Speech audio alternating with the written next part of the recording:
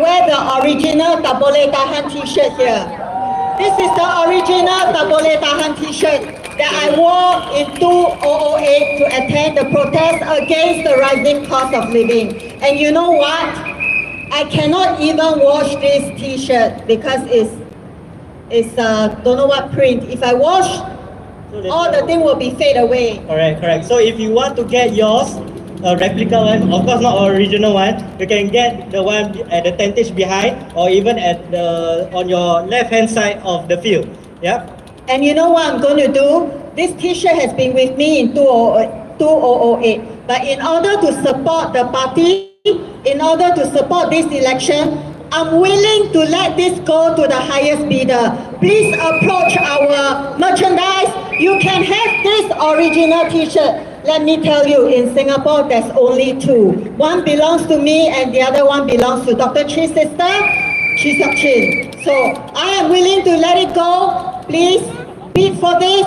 Go to our merchandise, tell them the price, and they will let me know. And you can have this t-shirt. Collector's item, 2 pieces in Singapore only. Nice one. Okay, actually I can see a lot of spaces there. Those who are actually outside the field can actually come in. There's a lot more space on the my left hand side. So please stream in slowly, don't push, don't run, and you can actually see much better and clearer. Yeah, and also be careful because the field is a bit muddy and slippery. Please look out for each other. We are fellow Singaporeans. We look out for each other. So let me say something in Chinese for our residents, Chinese residents. 五七八让的居民们，你们好。那个生活费一直的上涨，我们人民打不累打鼾了，对不对？我们人民打不累打鼾了，所以我们很需要你们的支持，我们很需要你们投我们一票。投我们淡米亚博士，投他一票，让他进入国会替你们发言。还有，我们的新加坡民主党的徐顺全，他为我们人民发声了超过30年，人民这是时候把他送入国会。Sembawang West 的居民，如果你们今天在的话，请给你们最大的欢呼声，我要听到。为 Dr. Chi 本地的居民 ，Come, give me your visa, give me your 本地 for Dr. Chi. He is the most deserving person in the whole of Singapore to be in Parliament. Dr. Chi, Dr. Chi, Dr. Chi, Dr. Chi. 还有，我很贪心，我还有10位候选人，我也希望你把他们送入国会。我们的Sembawang GRC， 还有我们的 Muslim UT 的候选人，我们很需要你的支持，把他们送入国会。Okay. I'll stop you right there because our next candidate is ready there. Can't wait to go up on the stage to address you all. So he's from Sembawang GRC. The name starts with an A. Guess who is it? Alfred. Yes, let's welcome Alfred. SDP.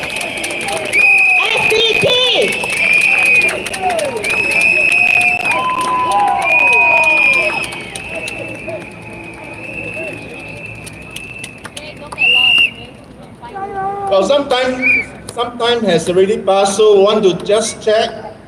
Hello, people from Bukit Panjang, where are you? Good. People from Muslim UT, are you here? Sembawang West. Good. And the GLC I'm standing in, Sembawang GLC, are you here?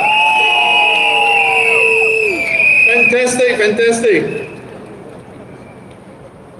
Well, we know the problems with our Singapore political system.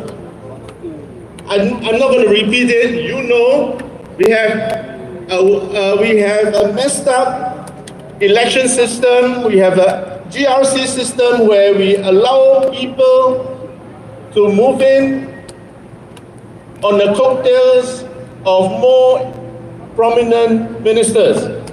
We know the issues that we see, no matter how much the government denies, of Mr. Mandarin. Despite all that, SDP will fight on for Singaporeans. Mr. Ong Ye Kung went to Aljunied GRC, tried to prove himself, and he lost. He lost in the GRC. What did Dr. Chee Soon Juan did? He went to Bukit Batok, worked on the ground for 10 years. He lost narrowly at the last general election. And what happened? He wanted to prove himself again. But what happened? PAP takut. They remove it before Dr. Chee can prove himself. We have one person who couldn't prove himself in Aljunied GRC. Now he makes sure somebody else couldn't prove himself in Bukit Batok.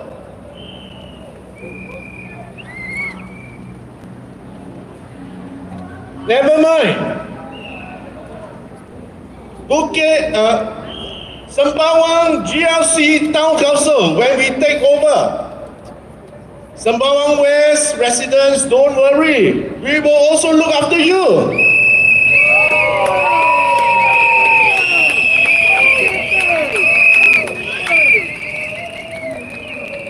My fellow Singaporeans, let us redefine success. The PAP chases GDP like a religion.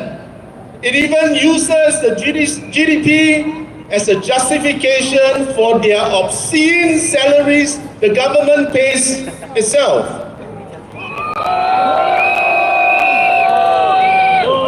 I paid also. The most money paid out to public servants in the world. For one of the smallest countries in the world. More money paid to themselves. Cannot compare even to the richest country in the world. Singapore ministers' salaries have no match. That audacity. The Singapore government dare to pay themselves a lot more than even the biggest and richest country in the world. And we are a small country. The Singapore government blindly chase GDP because it is a number it can plainly use to manage its agenda. Why? Increase the GDP at all costs, that's what it says. Chase GDP as a number, like what businesses and companies do to chase sales turnover and profits. They want to run Singapore like a business.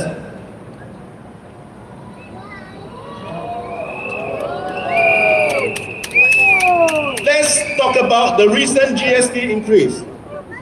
Increase the GST, you increase the GDP too. Clever. I increase 2% overall, the GDP will also increase 2% at the minimum, since the prices will be higher now. If the GDP of Singapore is US 500 billion, you increase 2%, it will go up by another US 10 billion. Easy thing, very easy for the PAP government to do when it is driven and focused by GDP as a KPI, and especially with not much answering to do in Parliament. After all, there's only 10 dissenting votes. I let them make the noise, I don't care. The PAP government bulldozed its way to have the GST increased, despite protests from the opposition. The government claimed the increase is needed. The government claimed It collects only what is needed and only when it's necessary. The government claims that it is careful, prudent in its estimates. It prides itself as first class since it pays itself so much money for the exemplary work it does. Nobody can do a better job than the PAP government, it thinks. Yeah, that's right. Because that is what the PAP government also want you to think. But you are smart. And what? Lo and behold, it ended with a surplus of $6 billion. So much for its financial management. Poor marksmanship. Bobo King. No marksmanship award. Boy Chun ah. Jin Boy Chun. Is the GST still justified? Was it needed? Now, who scrutinized the proposal in the first place? Who asked the hard questions? Sembawang GLC residents. Did your Sembawang MPs voted for it? Did they agree that GST was truly needed? Did they take the government to task for the overestimation and overcollection? No. Yeah, they just keep quiet. Is that what your voice in Parliament sounds like? No. Hey, increasing tax is not a simple thing. It is a hard decision. You can use your rationalization to justify it. Easy. But if you had considered your people, hard-working Singaporeans who had suffered through a tough post-COVID period, who had suffered job losses and decreased income, with global uncertainty all around. Now, did your MPs consider the residents' concerns? Residents who had put their trust and future in their hands? Did your Sembawang MPs feel for you? No. Did they feel your hearts? No. Did they understand your hearts? No. Do they even have hearts?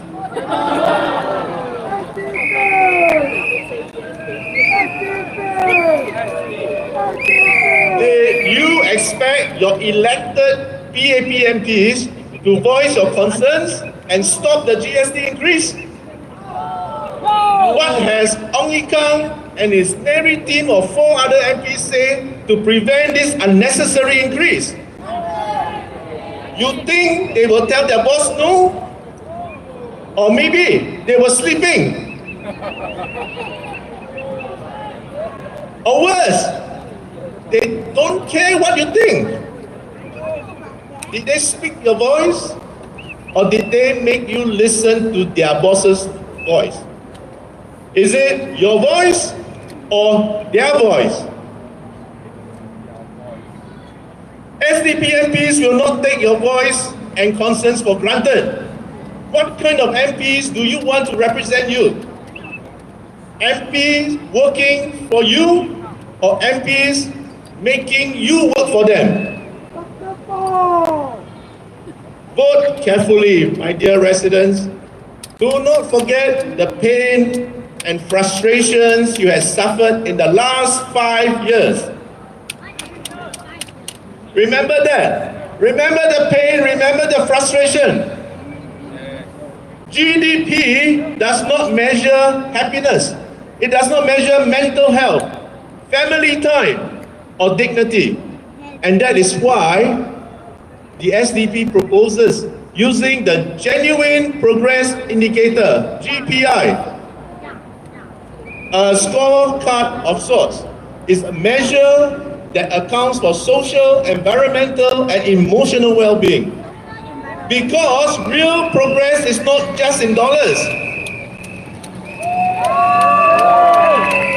It is in the dignity of our elderly, the hope of our youth, the strength of our communities. It means truly living.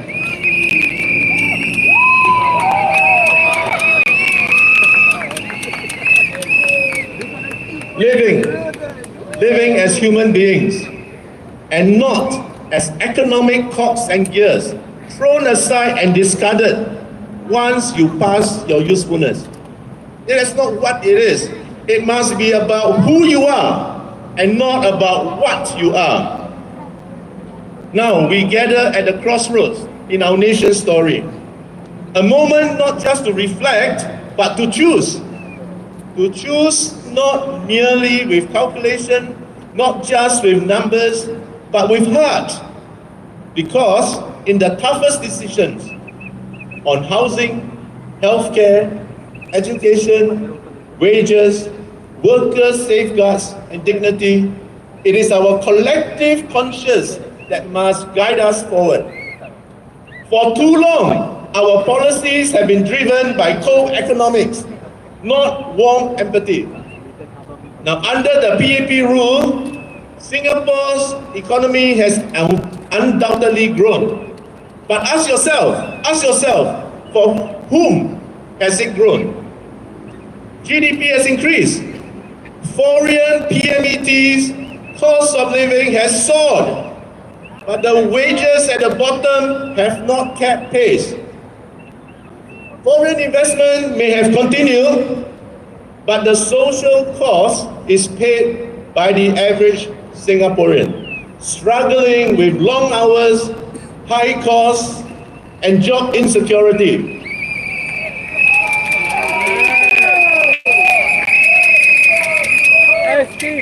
Now we at the Singapore Democratic Party say this must change.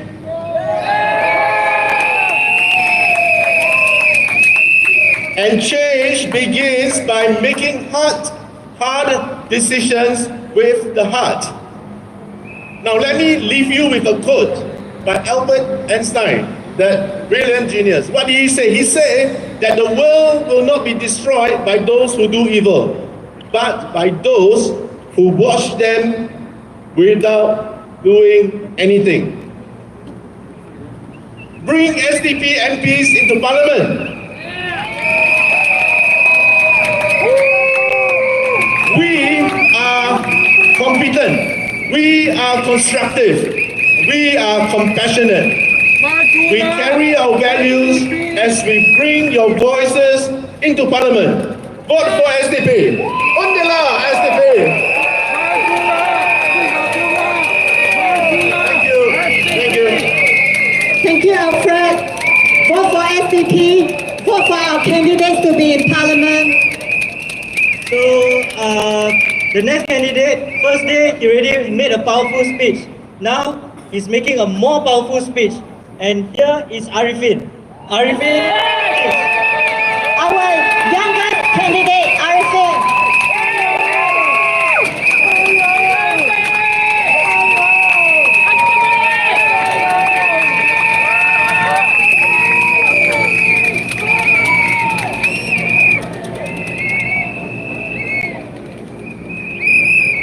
Residents of Bukit Panjang SMC!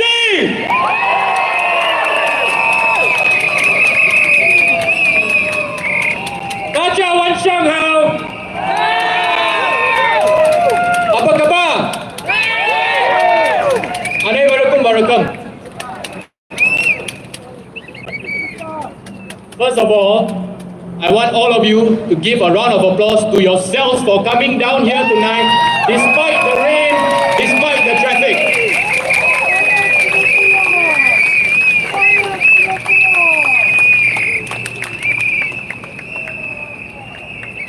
You do that because you want to make an informed decision for yourself and for the future of Singapore on the 3rd of May.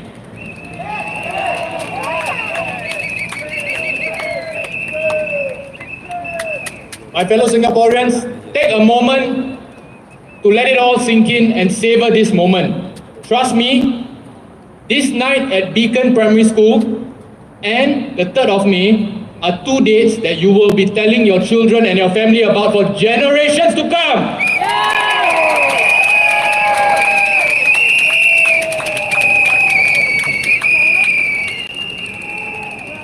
The eyes, remember guys, tonight this is the only rally in Singapore.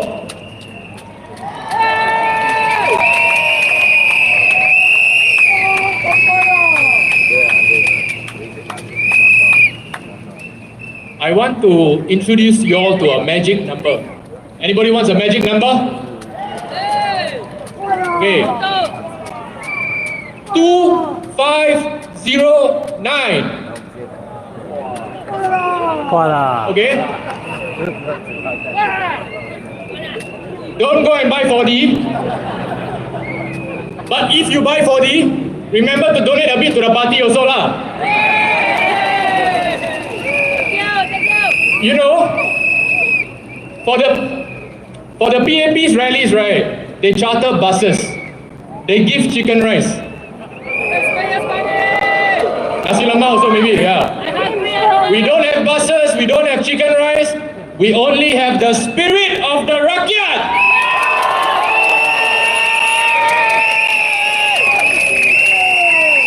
Well, brothers and sisters, jokes aside, jokes aside, 2509 is the number of votes that decided Bukit Panjang SMC at the last election.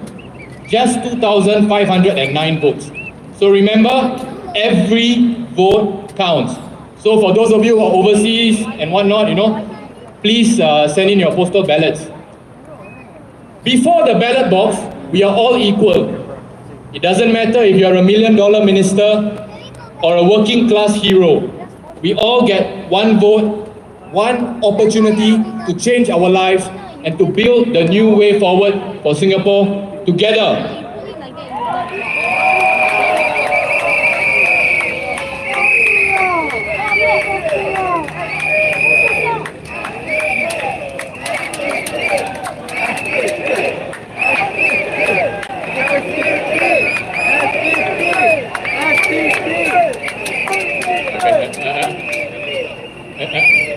I need to finish my speech, guys. Okay, listen. In the SDP, right, we always fight hard, but we fight fair, like gentlemen.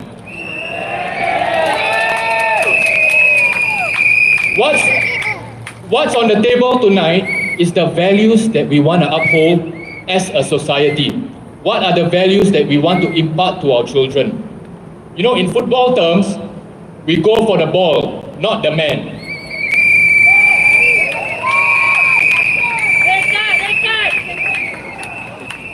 Last week, the ELD, the Elections Department of Singapore, said that candidates should avoid negative campaigning and denigrating their opponents. Dr. Chi gave a speech last night at Choa Chu Kang Stadium. How many of you were there at Choa Chu Kang Stadium last night? That's good. Dr. Chi's speech was focused on the future of Singapore and policies, bread and butter issues, and a single-minded focus on wanting to serve Singaporeans. But at the same time that our rally was going on at Choa Chu Kang Stadium, a few MRT stations away, I don't know how often ministers take MRT, so they may not get the reference. The Health Minister and Sembawang MP, Mr. Ong Ye Kung, talked about Dr. Chee Soon Juan. Yeah. Don't just boo, make sure to vote. You might have seen the headlines and the comments on Reddit. Honestly, my fellow Singaporeans, hand on heart, I was quite surprised to see Minister Ong say that. He's quite a gentleman and he makes good TikToks, I guess. He said that Dr. Chee abandoned Bukit Batok.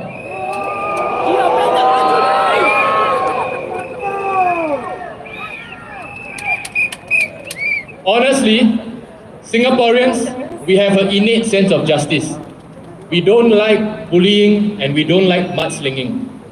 You want to play, you want to fight, you play fair and fight hard.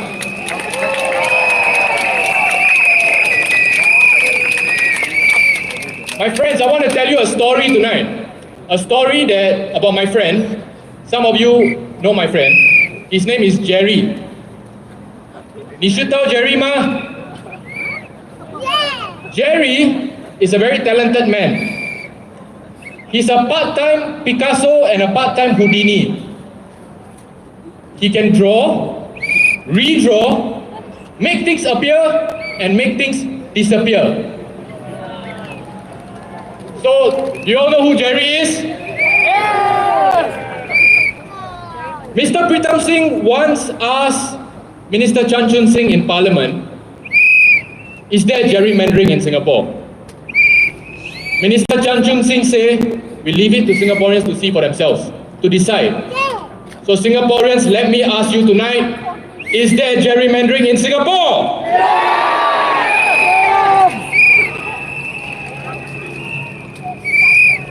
Every election. Bukit Batok SMC, where Dr. Chi spent his blood, sweat and tears working tirelessly for 9 years, was wiped off the mat with a stroke of a pen. But then the PAP say he abandoned. You know, young people, we call this gaslighting. Now, I think we Singaporeans have a few questions for Minister Ong, don't we, my friends? And just like Minister Chan said, I will let the people decide. Number one, Minister Ong himself stood in where in 2011? Aljunied, that's right. And then did he abandon Aljunied when he stood in Sembawang in 2015? Yeah! DPM gun was shifted at the last minute from Choa Chu Kang to Punggol. Did DPM gun abandon Punggol? Same for Minister Tan See Leng, who took a journey to the west. So you know it's a crisscross.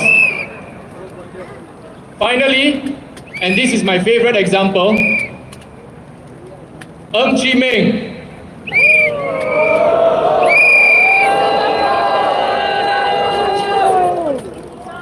Did Ng Chee Meng abandon Sengkang for Jalan Kayu?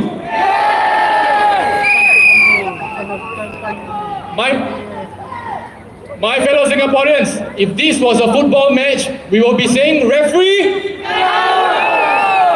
One more time, referee.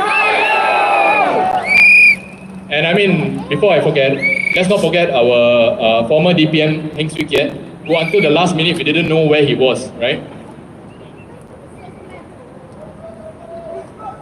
East Coast Plan, yes.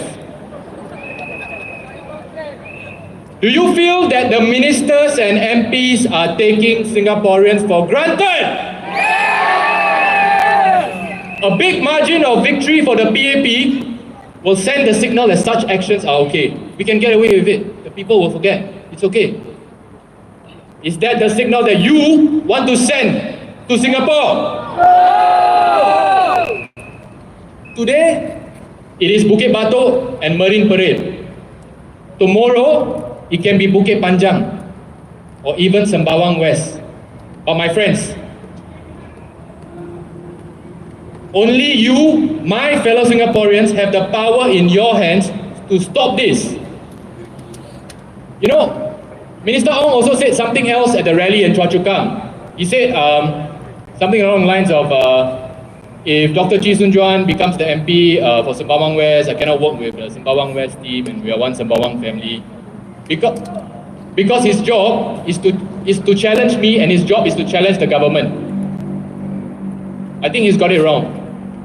Dr. Chee's job or any MP's job is not to challenge the government, but to uplift the lives of Singaporeans.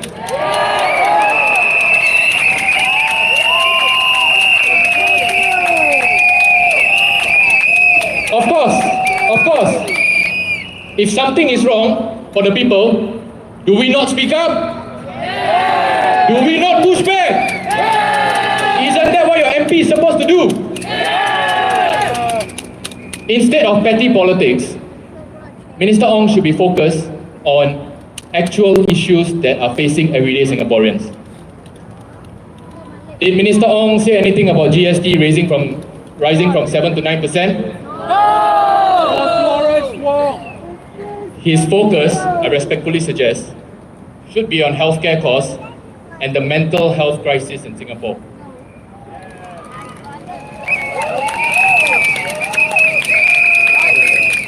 You know, how many of you remember remember GE 2011? Huh? No jobs. How many of you remember GE 2011?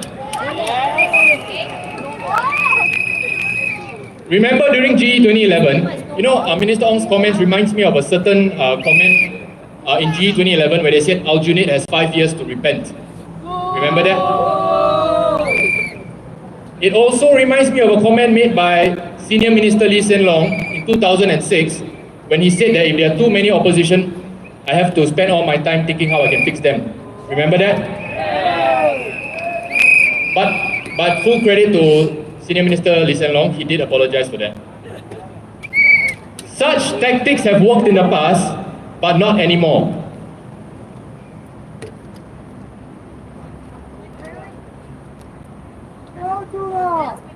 And then this morning, when I was about to finish my speech, I was leaving my house.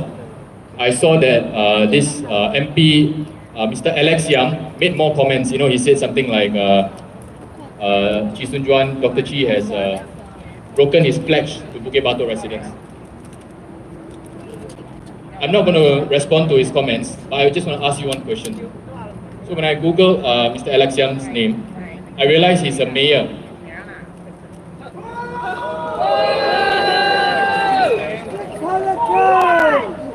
You know, every time I see the word mayor, right, for some reason, I'm reminded of Powerpuff Girls, you know, the mayor of Townsville. But at least I know what the mayor of Townsville does. Do any of you know what mayors do in Singapore?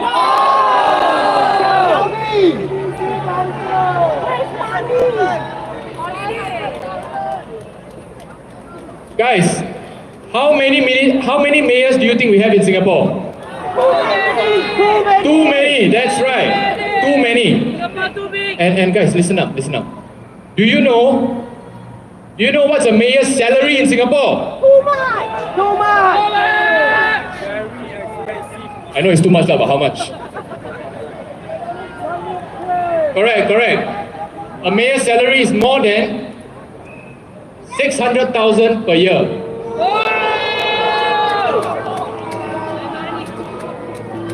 Is this a good use of taxpayers' money? Do we need so many mayors?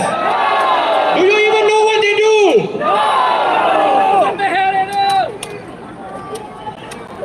All we want is for the PAP to play fair and give us a fair playing field. That's all we're asking for. We are Singaporeans. We know which way, how people play fair, and end of the day, let's be real. We all don't like bullies.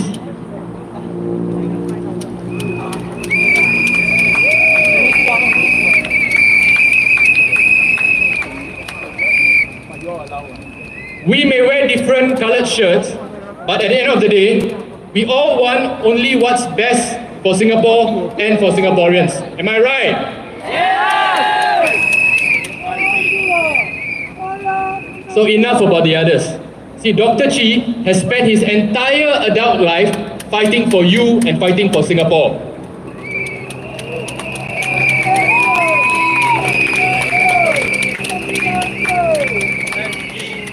Here at the SDP, we are focused on the politics of hope, not the politics of fear. We uplift Singaporeans, we do not punch down. We want to focus on policies, we want to focus on the cost of living, so I hope that this is the end of it. Can we all agree, fellow Singaporeans? We all want Singaporeans to thrive and not just survive.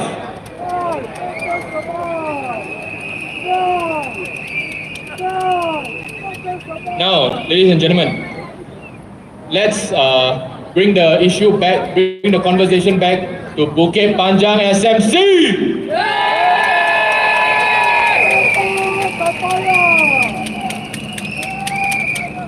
Remember, when you're voting for an MP, you're not just voting for a glorified estate manager. You are voting for an elected representative to voice out for you. Elections are more than just sheltered walkways, my fellow Singaporeans. You know, before the GE, the PAP backbenchers always like to say, oh, we will speak up for Singaporeans, we will speak up without fear.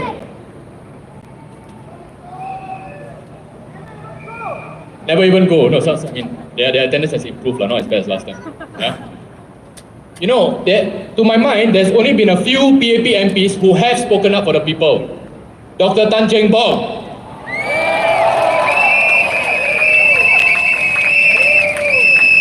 Mr. Inderjit Singh,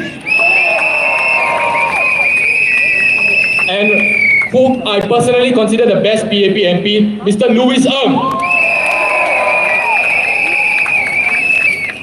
But even then, I must say this, none of them, maybe except Dr. Tan Cheng Bock, actually voted against policies. To be fair, I think Mr. Inderjit Singh did try with the population white paper.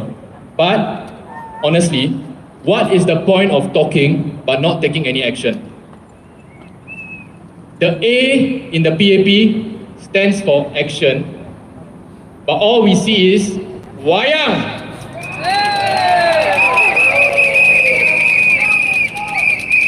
My fellow Singaporeans, remember how many PAP MPs voted against the GST hike? Sorry, I couldn't hear you. How many? The reason why is because they have the PAP whip.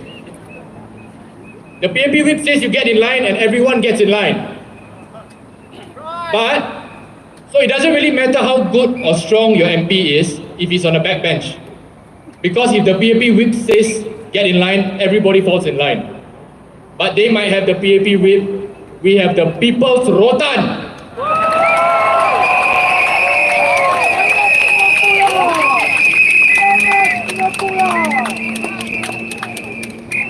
My fellow Singaporeans, on May 3rd, you have two choices. On the one hand, with respect, you have a PAP backbencher. On the other hand, you have Dr. Paul Tambaya, a world-class minister-level person.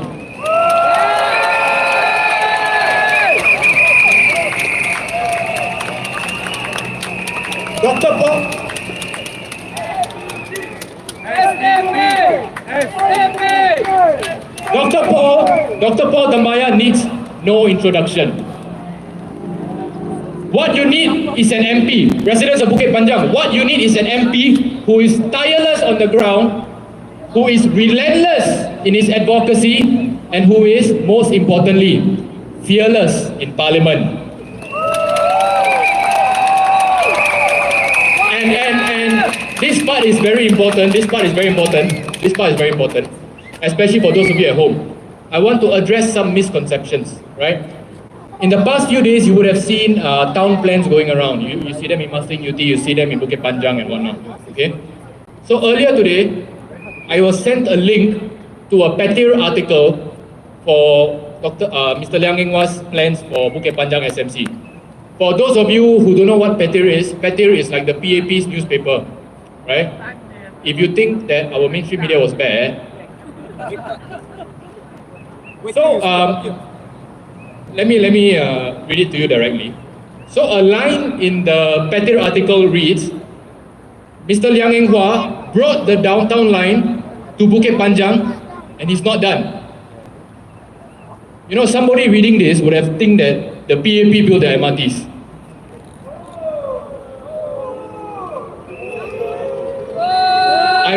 I want everyone to take a moment to understand this, okay, and explain this, especially to older voters or people who may not understand the difference between the government, the civil service, and an MP.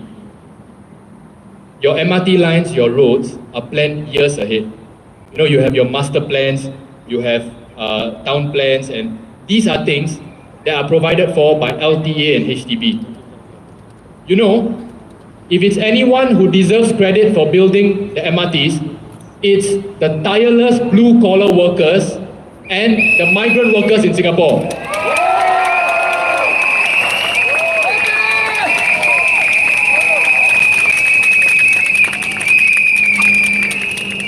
Our migrant workers literally built Singapore, but yet we have an MP who recently stepped down who said that it's okay for them to be transported at the back of lorries.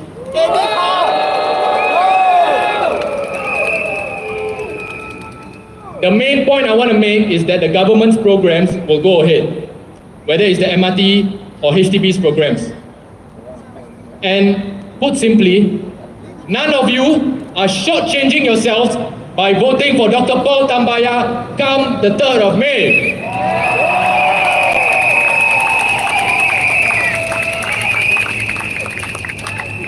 But guys, I mean, a genuine moment. Many people still actually think that, if you don't vote for the PAP, you lose your MRTs and this and that, as though MRTs are built overnight.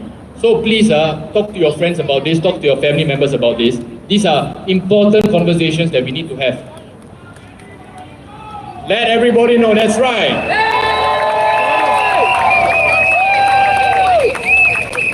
My fellow Singaporeans, on the 3rd of May, when the SDP, if the SDP, or rather, when the SDP wins,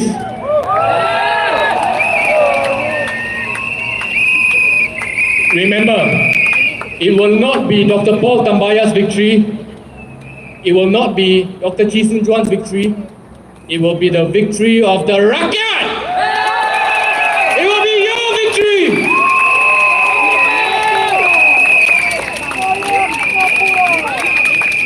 Ladies and gentlemen, just give them this one chance, 5 years, and see for yourself.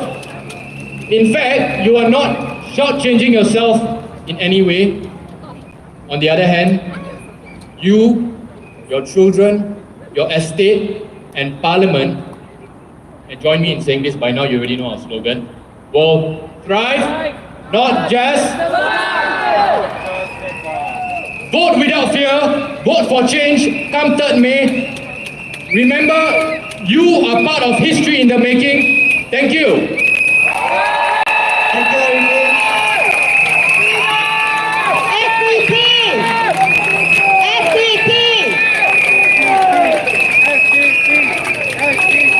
Okay guys, I need your help because there's still a lot of space on the left-hand side, my left-hand side. So I need all of you to shift to your right. Yeah, let the people from the outside the fence to come in. Yeah. Yeah, because there's not enough space for them to move forward. So can we seek your cooperation to please move? Thank you very much. I can see people are moving. Thank you so much. And Singaporeans, before you go to buy 2509 in your 4D, please go to our merchandise booth, support us, support SDP. We need all your support to fight this election. Alright, so the next candidate will be Mr. Brian Lim Boon Heng, Vice Chairman of the Singapore Democratic Party.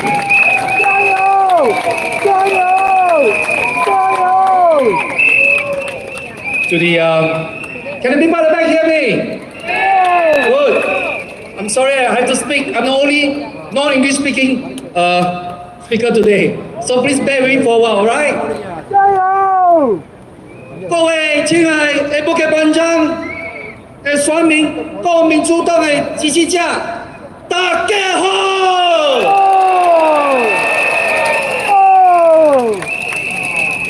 我今日啊，不是来到表演口才，我是为大家、为咱国家讲真正的话。咱民主党无讲空话啊，无做戏。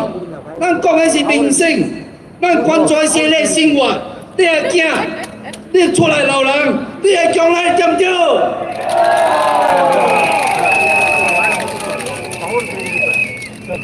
但是做咩？王永康先生啊，伊无针对哦，你生活艰苦的代志哦，伊边个群众大会讲话，伊了时间啊。 在外口，咱的民主党的秘书长是宣传的 boss， 咱知讲什么无？伊讲市宣传 boss 哦，爱解释安怎伊放弃不给巴多去3万万的竞选。哇，各位，我唔知卫生部部长会选去想去倒落选，想去边选？ 我要问王永康先生，你家己会讲啊，才有带出家的干金融先生去帮助啊，国民为了害死单死人先生，调去带出干，你有看到这几个选区的选民的心情无？有无？我嘛，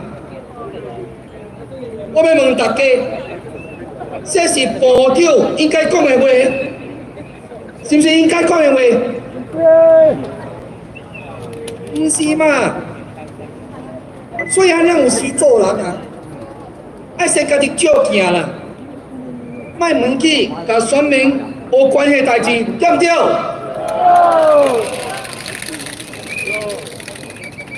乌云凯先生，市顺选博士，爱选普拉米，还是选陈东沙，无管你这样啦。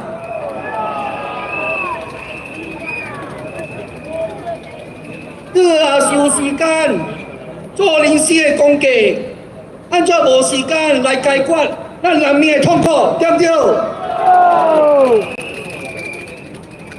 这医疗费啊，点起。你有讲什么无？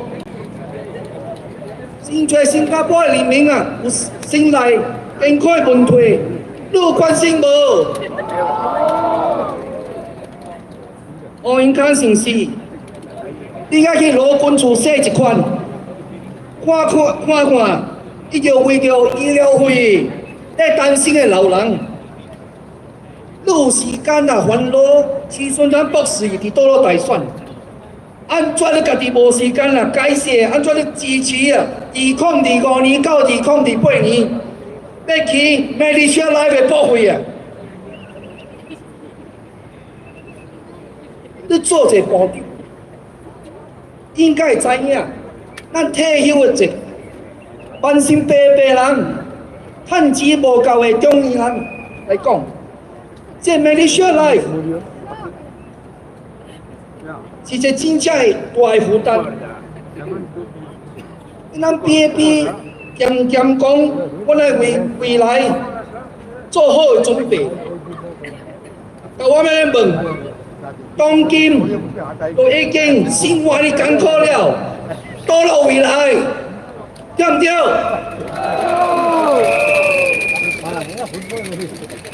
一年赚100万的部长啊！大大风车，徛大风厝，你徛政府厝啊？坐MRT我甲人开会笑，我不要紧嘞。MRT 哦有，不是哦，点歹。伊个部长甲你讲嘞，讲你也是有办法食18块的 pasta， 你就莫为着5块的碗汤面靠背靠母啦。所以有一摆我去选区访问时阵，有一个安哥伊甲我安尼讲咧，政府是要拼食风厝，咱人民是要冲劳工厝，对不对？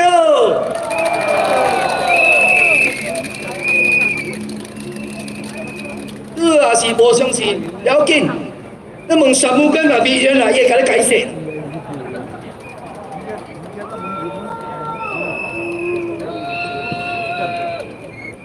昨暝去宣传博士的对手玻璃山律师，昨暝批评咱民主党的，伊讲什么？伊讲啊，我日讲减个消费税到5%，但是无办法提出办法来保政府这条路。我要感谢玻璃山律师啦，提这问题。因为咱民主党早落之阵，都在替代的经济的政策。我当这机会来解释咱民主党安怎保这消费税空。新加坡2024年的算案的营业是64亿，大家知影64亿偌济无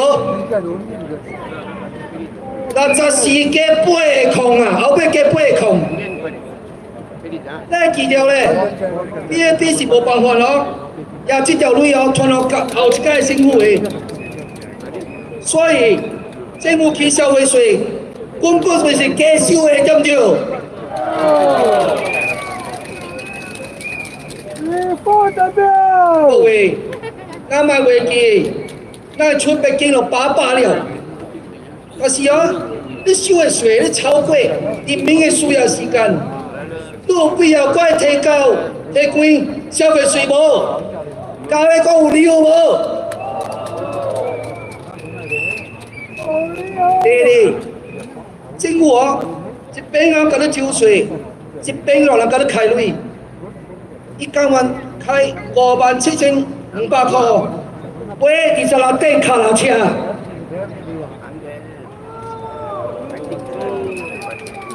不知是啥物卡达车咧，一顶2200块，安尼贵，我买大看卖。政府哦，讲完哦，开88万咧，去啥物本座抗中心啊。个啊，Simply Go Stand 啊，加开4000万。为今年奥运会加开3亿3亿块，为人民社会提供10亿俄罗家己。最近又开3.35亿去建国这纪念碑。Founders Memorial， 我个死袂做，政府乱开，开销的，唔惊伊讲。但我讲落去哦，就说咱博士哦，咱就无时间讲话了。但伊也干那只个靠外头，政府也是乱开税，无论伊乱收偌济税，永远是无够的，对不对？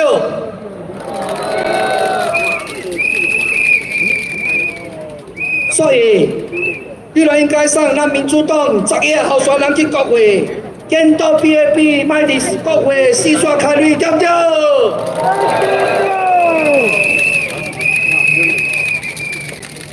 第三点，咱党嘛提高奢侈品的消费税，搁取消基本的物件，糖、油、米的消费税。咱应该将奢侈品的消费税提高至10%搁较贵，因为啊，一惨的老人啊，伊买药，伊嘛是限9%，但是伊的有类的一个查某啊，伊咱买一个 LV 的handbag，嘛是就9%，所以这消费税伊害着惨人。第四。我来党嘛提，叫公民甲非公民的有钱人收30%的税，一个2000万有2000万起的以上的有类人来做抽税，安尼上务跟里面呢都走袂上了。最后，我党嘛希望。收入相关的1%的所得税的人月收提高去28%，准啊政府嘛咧收24%了，这个比发达经济体的水平愈更少，发达经济体的水平伫30到40%用，各位。咱了解我早早讲的5点无？会了解无？咱民主党计划会通无？也是会通，请咱5月3号到新加坡民主党，好无？感谢大家。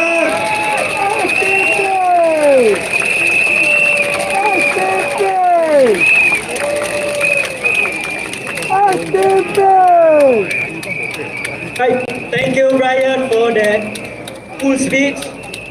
Yes, thank you very much, Brian. Okay, this speaker is the one that you have been waiting for. Wait. Oh, wait. Because this is a very important speaker because he's going to represent you in Parliament.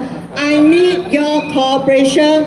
Those people at the fence, please move aside. People are outside, they cannot get in. Yeah, so can I space. please have your cooperation? Please move to the side so that more people can join us.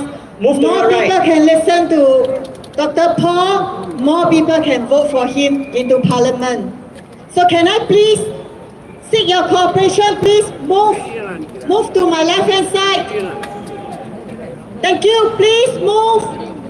And also, we need all the help and support. Our merchandise booth are behind. Please go and take a look at our merchandise. We have some very cute there. And remember, I said about my tabole tahan tea. Get the bidding coming. We are receiving a few. Please approach our merchandise staff. Place your bidding and this t-shirt. You will go back with this t-shirt tonight. Okay, where's my Bukit Panjang SMC residents? Can I have your cheers and your whistle? SDP! SDP. Dr. Paul! Okay, now introducing to you your candidate for Bukit Panjang SMC, Dr. Paul Tambaya. The one you will send to Parliament!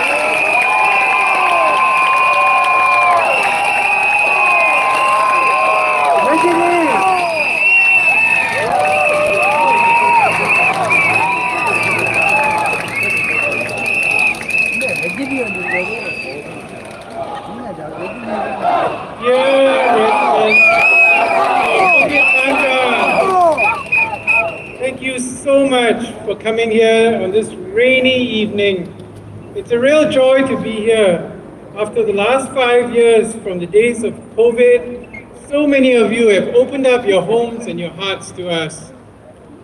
15,576 of you voted for the Singapore Democratic Party in GE 2020. We were just that close.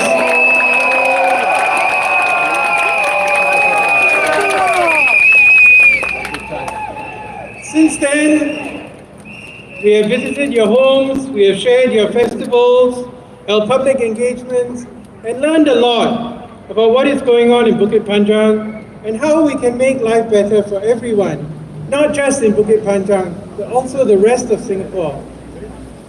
Now, before I go into the bulk of my speech, I feel compelled to say something about the PAP rally from yesterday.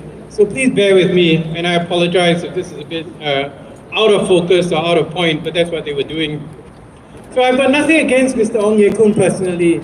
And in fact, I have had a couple of social encounters with him where we've had some interesting banter. One of them was captured by the Taobao in August 2022, when the SDP announced that it was returning to Sembawang. So this afternoon, I listened to Ong Ye Kung's speech again, which I had heard last night because I couldn't believe what I heard. Ong Ye Kung actually accused the candidate of abandoning his residence to go to a constituency for political agenda. Now, I wasn't sure if he was talking about Mr. Gan Kim Yong abandoning the residence of Chua Chu Kang,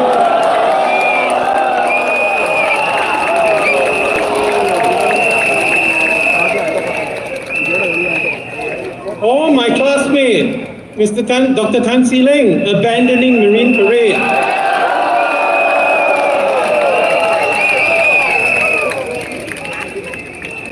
So he wanted them to be upfront, to tell voters that the reason why they had done that was for a political agenda and not because of the voters. Although he kept referring to Dr. Chi in his speech, it was quite obvious that somebody who abandoned their residence 1 hour before nomination day was far more questionable.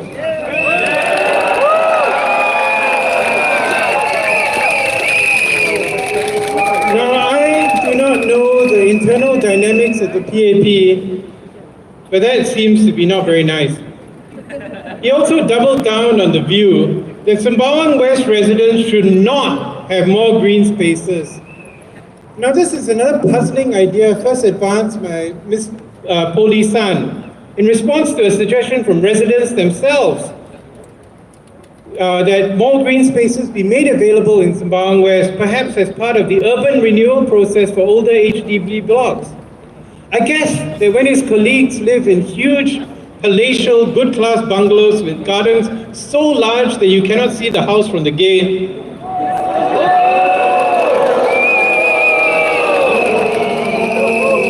they have no way to understand the concerns of ordinary Singaporeans, and I feel kind of sorry for them.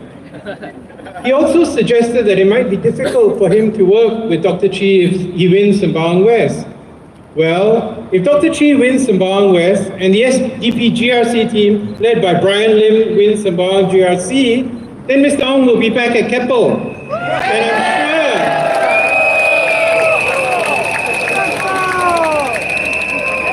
And I'm sure that the Sembawang Town Council led by Brian can invite him for some events where other government-linked companies are featured.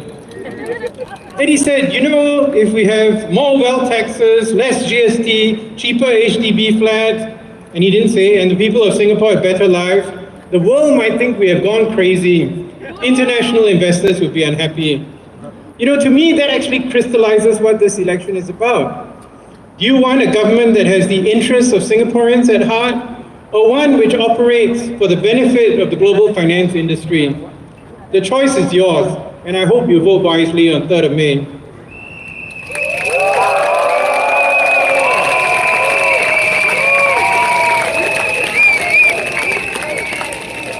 Okay, enough about Sembawang. For tonight, I'd like to talk about Bukit Panjang.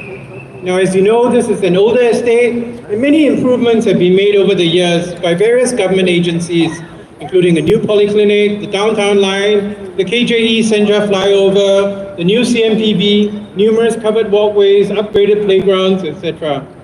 These have all been funded by taxpayers. That includes you and I. And carried out by Singapore government agencies. Singapore government agencies have a well-deserved reputation in the region for being professional and efficient. They also have a reputation for being apolitical and not easily influenced by political influences.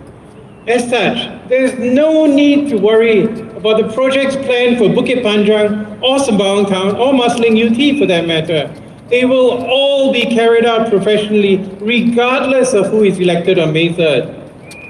Now, you know, the way the PAP MPs claim credit for the hard work of government agencies sounds a little like what is known as the rooster syndrome. I think you've heard this before. It's a story about a rooster who claims that the sun rises every day because he crows. He points to the evidence. Look, I crow and the sun rises and the people are blessed. Now, the Singapore government and civil service are amongst the world's most efficient, and they will continue to be so regardless of how many percent the PAP secures in the coming GE. If you don't believe me, ask the residents of Sengkang, Aljunied, or Hougang. All of them still have the world's cleanest water.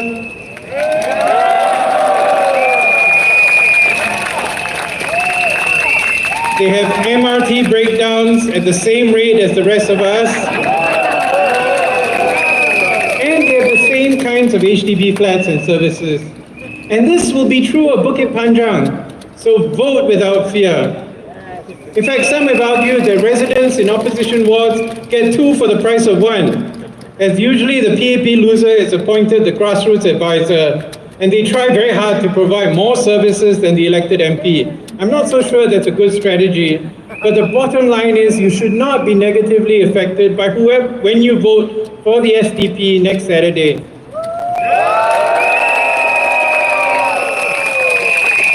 In fact, you will be very positively affected, as you will have an MP who will speak up for you in Parliament for all the issues that matter to Singaporeans. Last night I talked about taxation and how our taxation system seems to be designed to benefit the wealthy disproportionately. As Ms. Poli San pointed out, the programs put forward by political parties, and that includes the PAP, have to be paid for. While the SDP has put out a comprehensive plan for funding our programs through eliminating waste and ensuring fairer taxation, the PAP seems intent on funding all its high-profile programs by taking from the pockets of our citizens while giving handouts every now and again. As the saying goes in Singapore, when the government gives you a chicken wing, be careful because they will take back the whole chicken.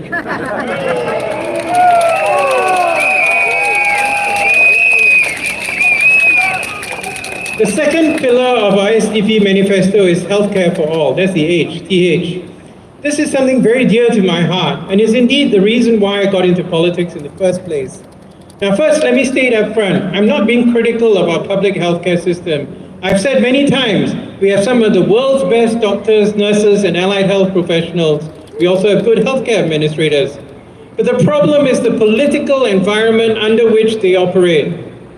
Health economists generally believe you can only have two of excellence, efficiency, and equity. In Singaporean terms, cheaper, better, or faster.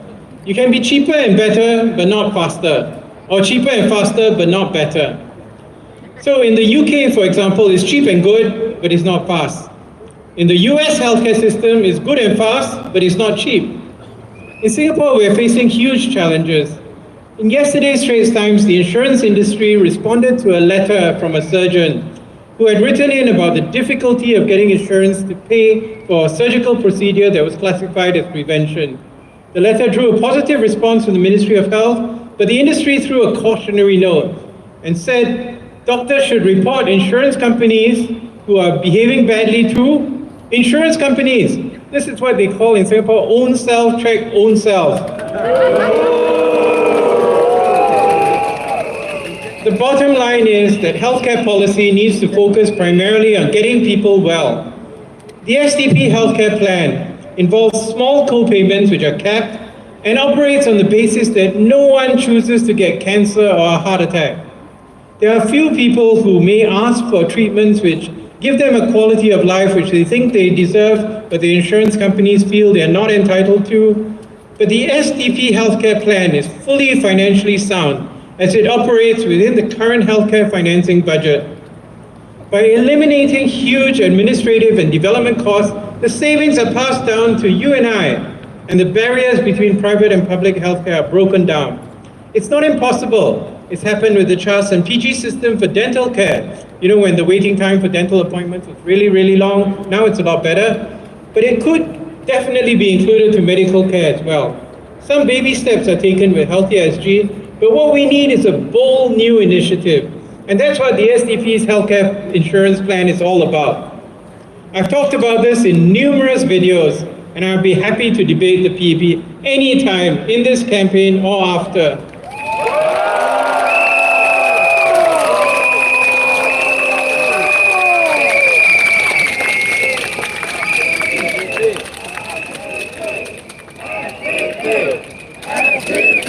In fact, one of the reasons I admire Professor Tommy Koh so much is that 11 years ago, he managed to get the PAP to debate me on healthcare financing.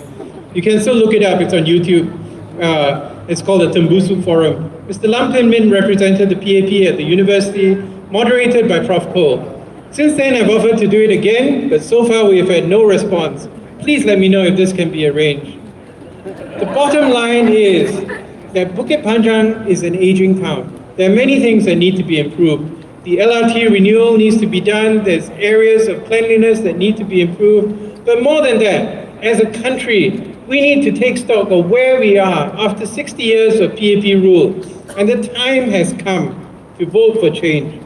To vote to make your lives better, the lives of your families better, and to vote for a Singapore where everyone can thrive.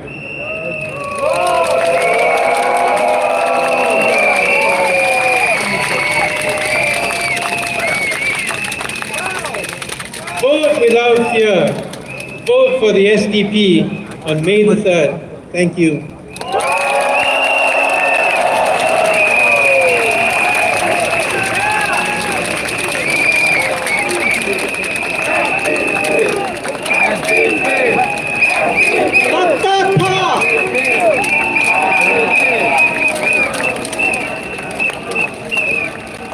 Dr. Paul.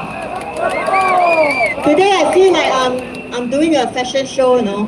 Can you see what am I wearing? No more the tak boleh tahan t-shirt anymore.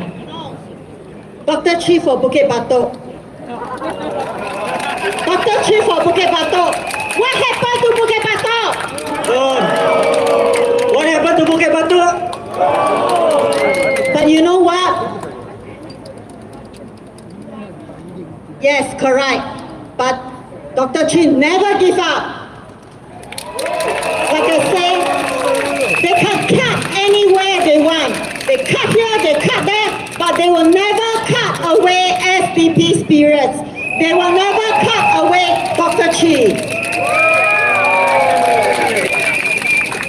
My t-shirt is a collector's item again. So please, support us. Go to the merchandise booth. Tell my fellow volunteers how much you will want to bid for this t-shirt. I am willing to give it up because there's no more Bukit Batok. You can actually buy and give to Mr. Ong. Okay, this is the candidate you have been waiting for also. Where's my residents of Sembawang? Where's SMC? Before we welcome him, can I have a request to please move to the side, to the left side, so that more people can hear, can listen to Dr. Chi. Please, can I have your cooperation? Move to the left so that those people outside can come in. For the last speech, I need you guys to be full of energy. Dr. Chi, let me formally introduce you, the man who I said is the most deserving man in Singapore to be in Parliament. The PAP has called him a liar, a cheat, a psychopath, but he is still standing tall today.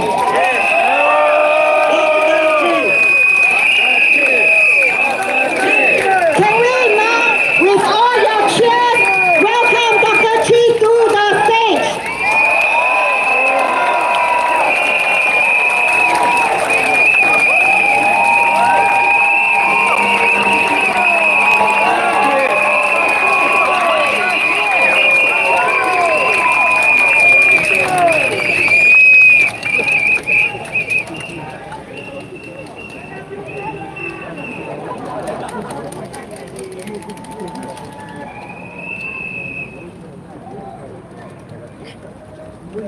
Thank you, everybody. There are just some technical issues I just need to take care of. Just give us a few more minutes.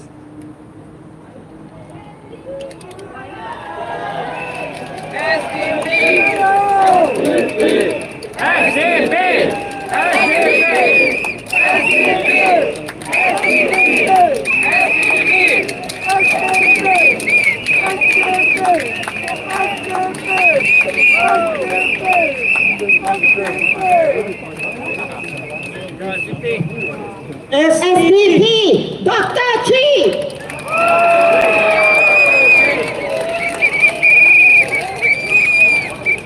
Singaporeans, would you want to see Dr. Chi in Parliament? Does he deserve to be in Parliament?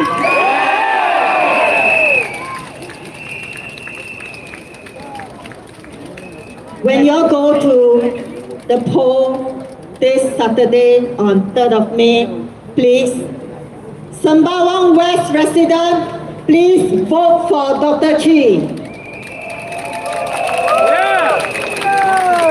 Sembawang 的选民们，记得投许胜权一票，把他带入国会，替你们人民发言。And while we are waiting, we have merchandise right behind. Please go and support. Buy a book or two. Dr. Chi books are also for sale. And later he will be signing autographs around here. So please go and support. And we also need volunteers for polling agent, counting agent, and also our ground ops. Please go to the merchandise. Sign up as a volunteer. Help bring our candidates to Parliament. And tomorrow, SDP rally will be at Evergreen Primary School. We hope to see you there tomorrow. Yeah! Guys, don't be quiet. Where's the cheers? The louder your cheer, the faster Dr. Chi will be on stage. Dr. Chi!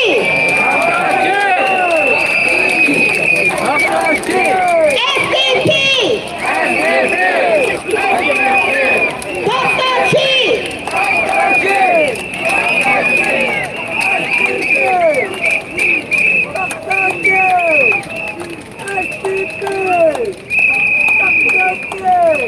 Ready?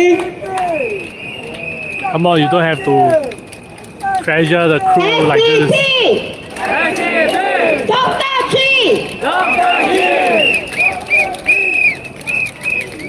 SDP!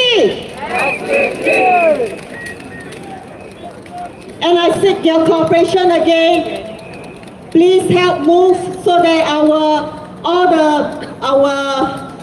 supporters can actually watch the rally and can hear Dr. Chi speak. So please help move to the other side, move to my left-hand side. Thank you very much. If I can describe what's happening right now on stage, the crew is cleaning the teleprompter, wiping the condensation off the screens. No, Okay, now, ladies and gentlemen, the man you are waiting for.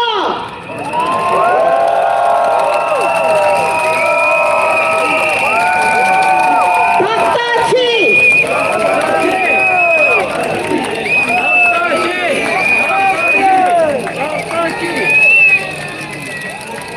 Thank you. Thank you, my friends. Thank you, my fellow Singaporeans, for turning out in such great numbers. Very heartwarming to see all of you here. Mr. Ong Yi Kung, Ms. Po Li San. I don't want to talk about them anymore. Because I want to talk about something altogether more important to you, to your family. Singapore needs foreigners to survive. That was the headline on Channel News Asia, 23rd January 2025. It was an interview that Channel News Asia, CNA, did with Minister for Manpower, Dr. Tan See Leng. Now, let me repeat that headline. Singapore needs foreigners to survive. Let that sink in for a moment, my friend. After 6 years of nation building, after 6 years of one party, PAP rule, where the government was given the demanded absolute power to craft whatever policy it wanted, to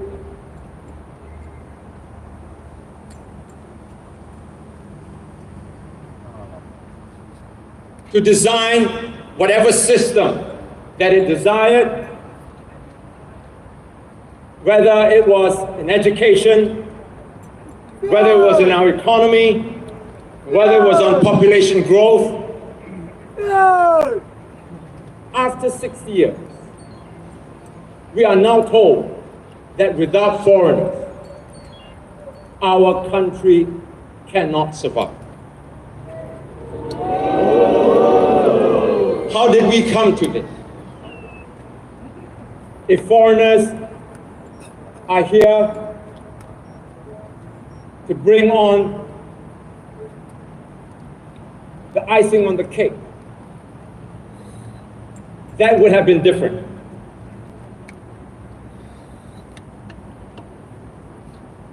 Ladies and gentlemen, I've got to take another break because the system is just not working again. I apologize for this. I'll be back in a little while.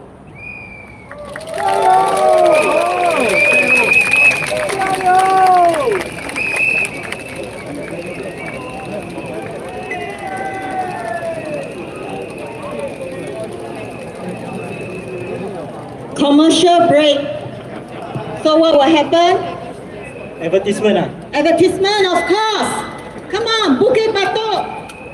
Dr. Chi t-shirt.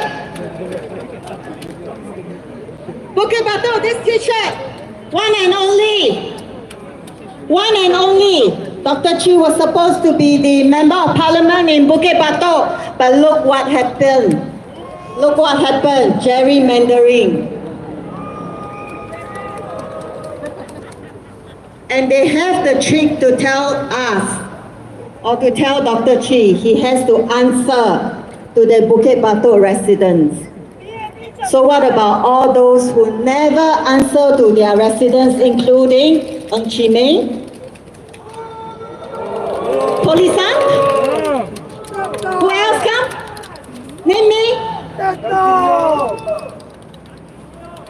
What is the son of Pongo? Become son of Amokyo, right? Correct, yeah. So, all this gerrymandering is done by them. And Dr. Chi or the SDP, they are only given 1 month. 1 month to walk the ground. But we have never complained. Whatever they throw at us, we will still take it and we still fight. Because we believe we are doing all this for you, for our fellow Singaporeans, because we want you to thrive, not just survive. That's right. We want all of you to try, but just not. Okay, so are we ready? Come on, don't be quiet lah. SDP! SDP!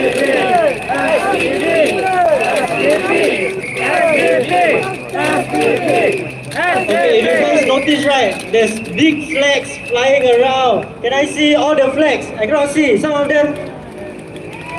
Yes, wave your flag and let me hear your whistle. Let's make sure the media cover you all.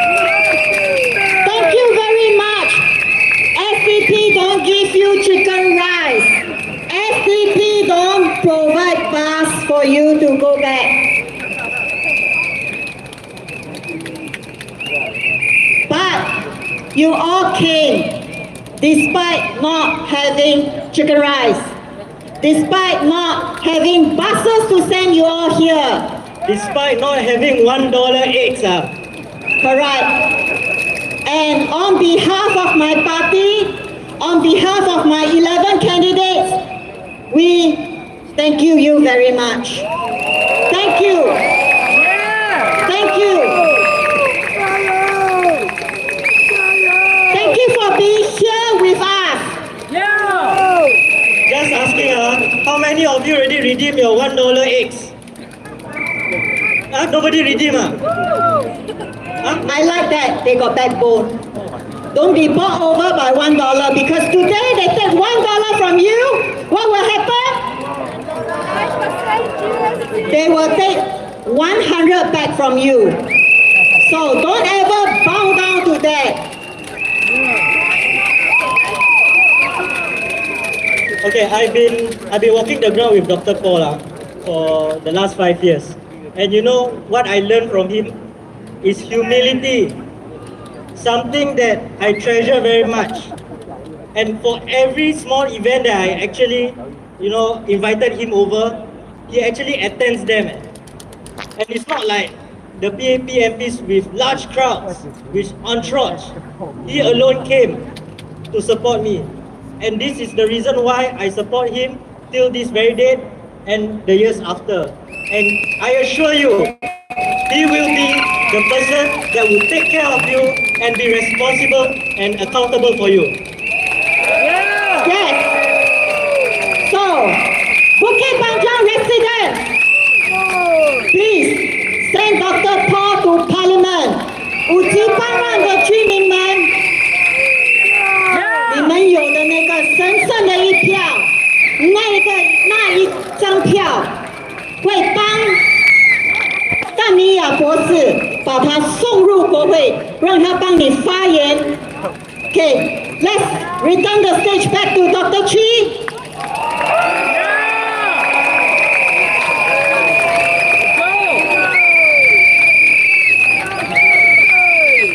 Thank you, everyone. Again, my apologies for the technical breakdown. Let me continue.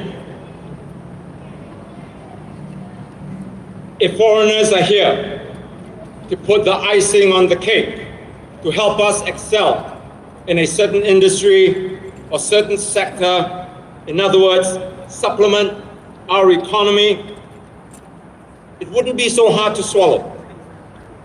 But after all that we have sacrificed, after all our obedience and doing as we were told over the decades, now find that we don't have the ability, the smarts, the drive to take our own country forward, and that we need foreigners so that our country will not die. That's very hard to take. But before I go on, I want to be absolutely clear that the SDP is not anti-foreigner.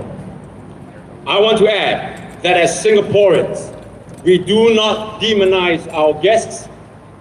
We do not dehumanize them. We are better than that because we are Singaporeans. We will treat every individual in Singapore, citizen or not, with respect, with kindness, and with dignity.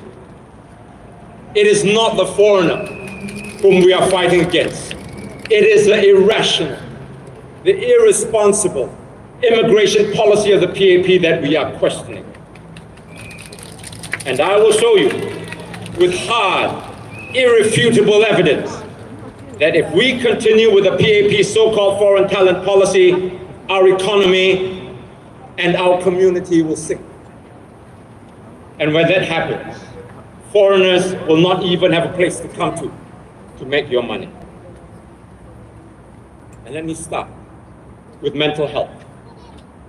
Now I'm going to give you a set of figures, hard statistics, to show you what I mean.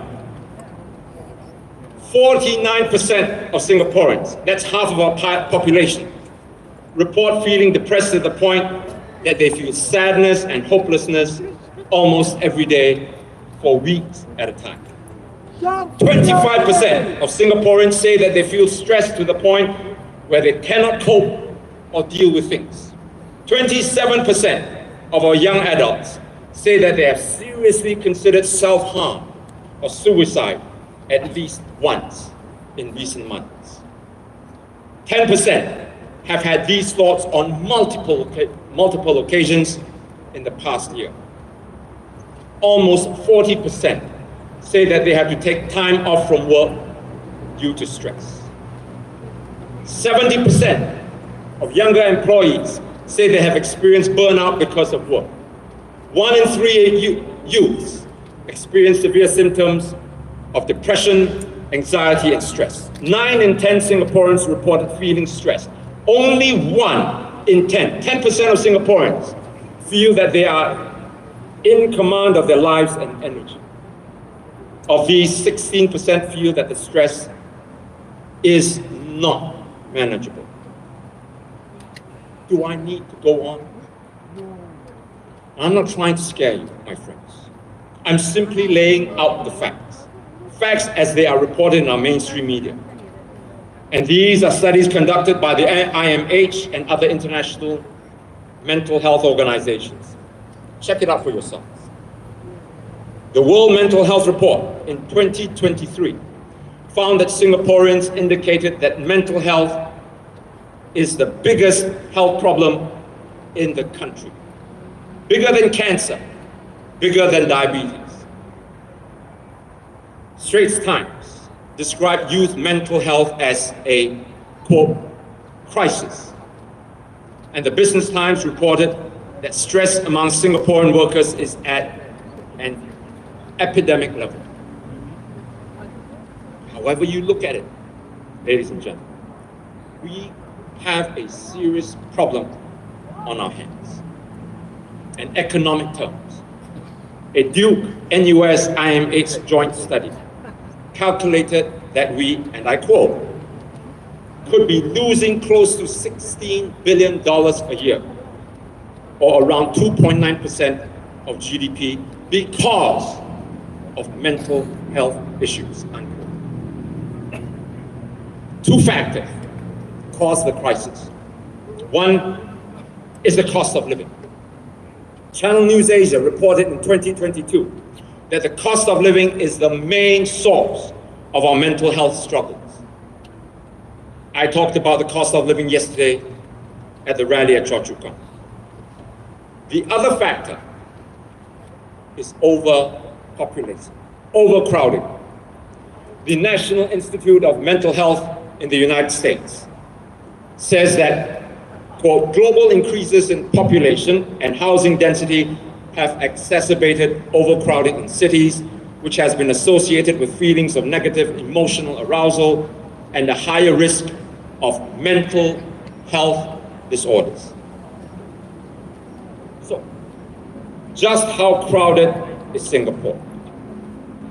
We are the third most densely populated country in the world. We have just surpassed the 6 million mark, a record that is unprecedented in our history. That growth is fueled by the increase in foreigners. 43% of our population is made up of foreigners. We have the fifth highest proportion of foreign labor in the world, after UAE, United Arab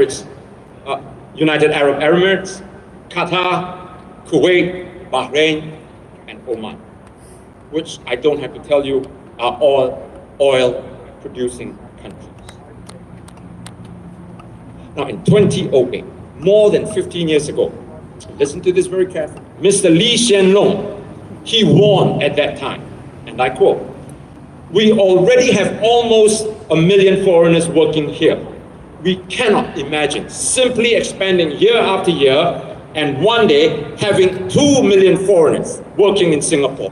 We just do not have the space for that." Unquote. 2 million. That is what Mr. Lee said. That's the number he cited. Today, the number of foreigners has reached 1.94 million. In a space of slightly more than 15 years, our number of foreigners here in this country has doubled. Where is the space for this? What happened in between? Did Mr. Lee change his mind? That we just don't have the space for 2 million foreigners? But his wife is even more gung-ho. Madam Ho Ching said this island can accommodate up to 8 to 10 million people. She said, and I quote on her Facebook, "So with good city planning, not to mention land reclamation for a 3D city, we can accommodate up to 8 to 10 million people," unquote. Where does she live? Where do we live? Now, Madam Ho is not exactly a nobody in politics. She is a senior member of the PAP, and we all know that she is the wife of the former PM and one of the world's most powerful women. Already, our mental health crisis is so bad with 6 million people, and Madam Ho Singapore is thinking of increasing it to 10 million?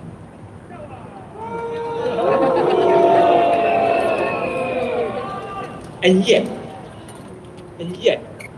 no one in the government refuted a statement and said loudly and clear that we cannot and will not have 10 million people in Singapore. If you remember, in 2020, when I had the televised debate with Dr. Vivian Balakrishnan, he chewed me out.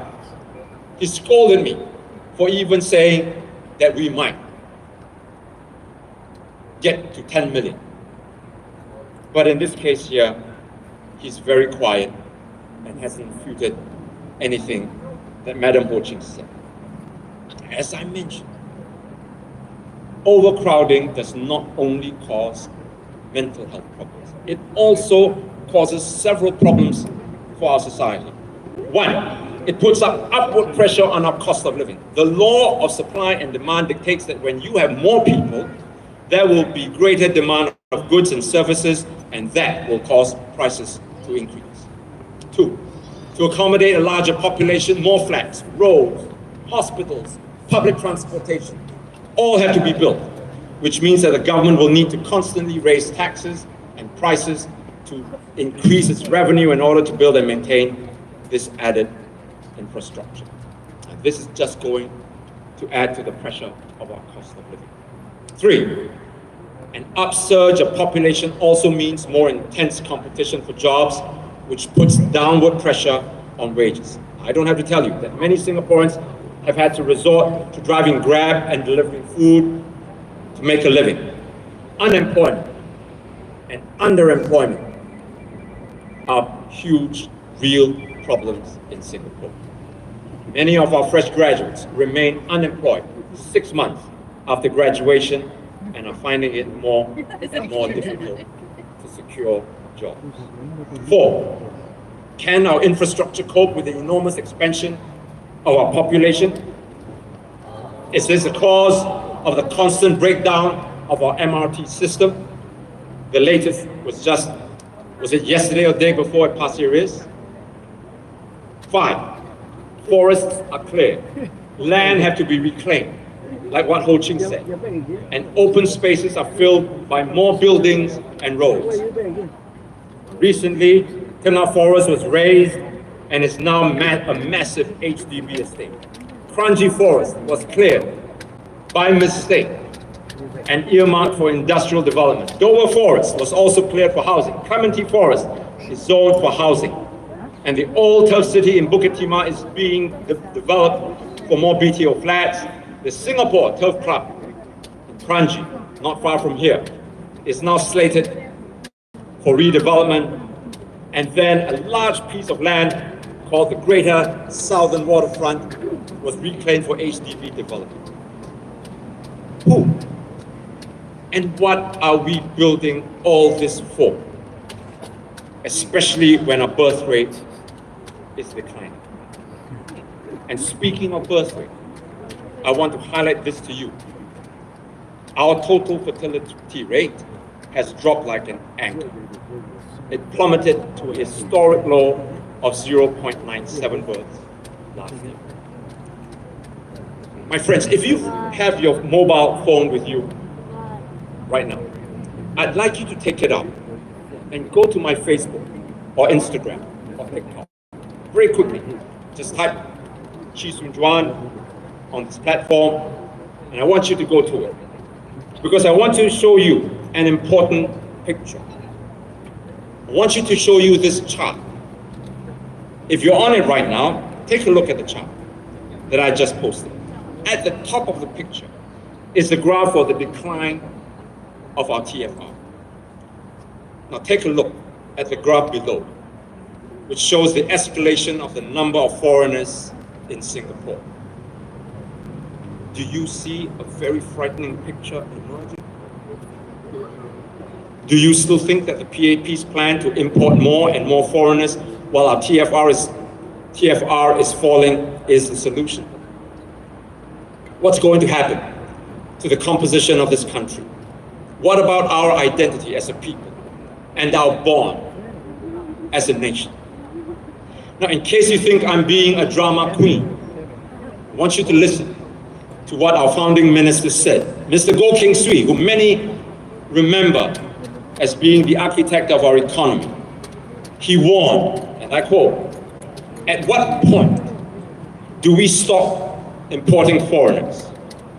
Because of our limited land area, it will produce overcrowding to increasingly uncomfortable limits." Unquote. Remember, he said this in 1972 when our population was only 2 million at that time. Another one of the first generation ministers, Mr. Hon Swee Sen, also warned of the dangers of foreign labor. He said, "It is plainly undesirable on political and social grounds that we should have to depend on a large foreign workforce." Do the younger ministers know what they are doing? Do they even care? If I have not said it, I will say it now. We have an existential problem in our country. And if we continue to allow the PAP to bring in more and more foreigners, our problems of mental health, cost of living, overcrowding, environmental degradation, and overall quality of life are all going to worsen. Even our new citizens, you're not going to be spared because you're here with us on this island now. This is why we must press Mr. Lawrence Wong to tell us in this GE, before we vote next Saturday, what population size does he think is optimal for Singapore? He cannot just give us motherhood statements, like we must welcome foreigners, but we will carefully manage the inflow. No. This is a straw man argument. No one is saying that we want to close our doors. The SDP is certainly not saying that we want zero immigration. What we are saying is that the sheer volume that we're letting in foreigners is hurting this country, and it is unsustainable. SDP MPs in Parliament will work with the government to ensure that we do everything we can to assimilate and build unity with our new citizens and foreigners in Singapore. But that does not give the PAP license to keep on increasing the number of foreigners into the country. We must be more judicious, more sensible in our immigration policy. As I said, Mr. Lawrence Wong must tell Singaporeans he must articulate a clear plan on what he sees as the optimal population size for Singapore, and he must say it in this GE. Former prime ministers have all said something about this. Under Mr. Goh Chok Tong, there was this Singapore concept plan which said 6.5 million seems like a number we can work with. Mr. Lee Kuan Yew, when he was alive, said that he was not quite sold on 6.5 million and advocated 5.5 million.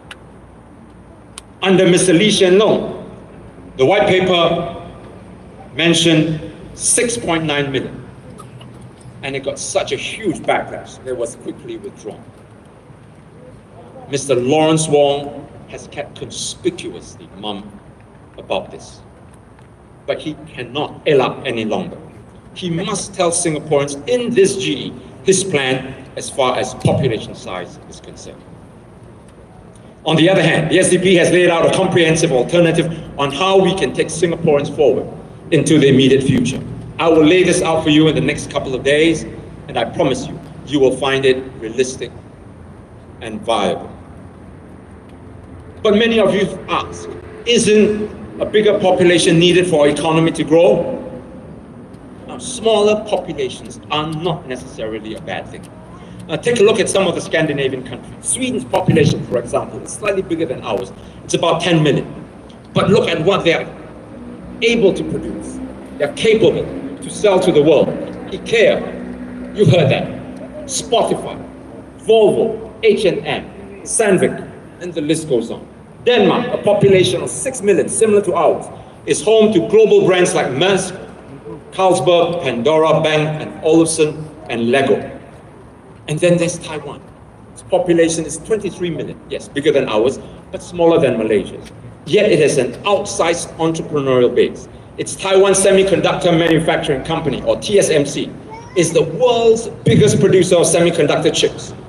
It is the 12th biggest company in the world by market capitalization. It gave the world bubble tea, then Typhoon, Acer, Evergreen, so on.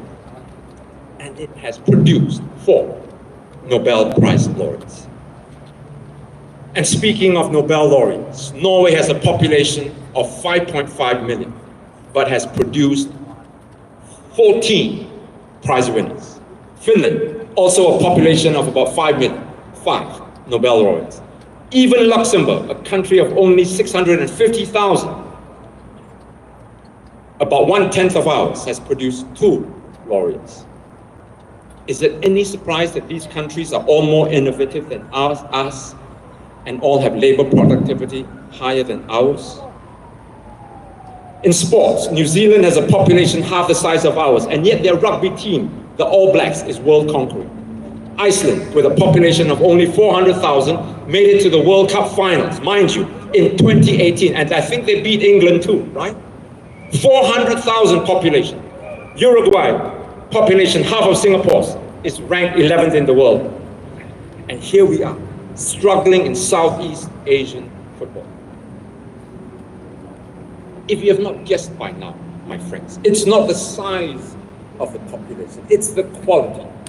Here in Singapore, we have the potential, we have the talent, we have the energy to do big things. The only thing that's stopping us is the PAP squatting on top of all that happens on this island and hoarding front and center of everything we do. For now, I hope you will absorb everything I said in this rally. I know it is a lot to take in, but I implore you, I beseech you to listen to it carefully and really think about our future, our children's future, our nation's future. We don't have to cheer and shout, but I ask you to soberly reflect on what I just told you this evening about the seriousness of the problem that our nation faces. If you care about our future, if you care about the cost of living and how it's affecting your life, if you care about your health, your children's health, especially mental health, then you have the sacred obligation next Saturday to send the clearest message yet to the PAP that we must change.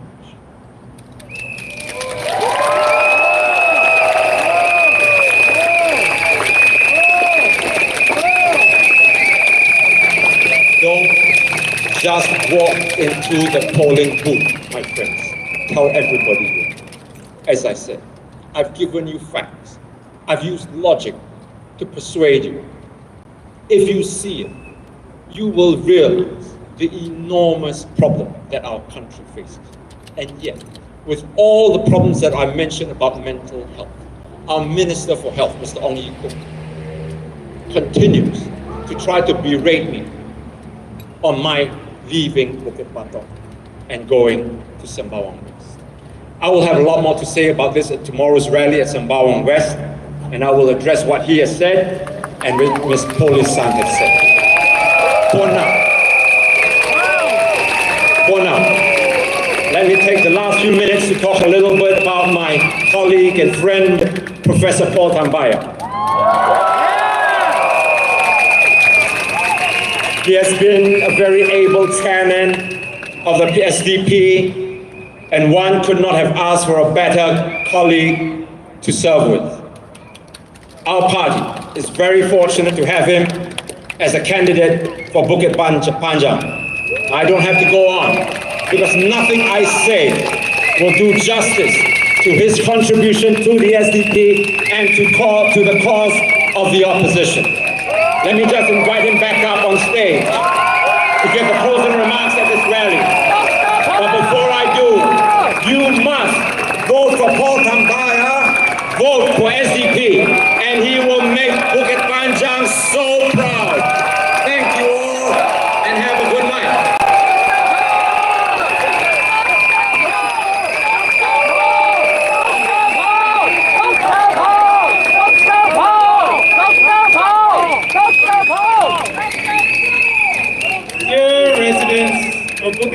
Panjang. Thank you all for your support. But what we need is those people who are not here. So go out there, tell your friends, tell your family, tell them there's nothing to be afraid of. Don't believe all these crazy stories about how they can trace your vote. They cannot. Your vote is secret. I have been there in the Supreme Court and I've seen them take the boxes and take them to the incinerator and burn them. They're gone. Nobody knows how you voted. So vote without fear. Vote for change. Vote for a Singapore where we all can thrive. Vote for the SDP.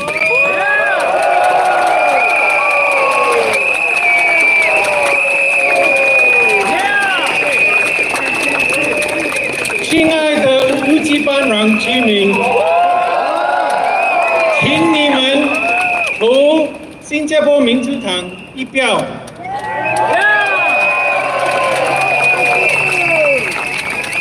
Warga Bukit Panjang, undilah Parti Demokratik Singapura.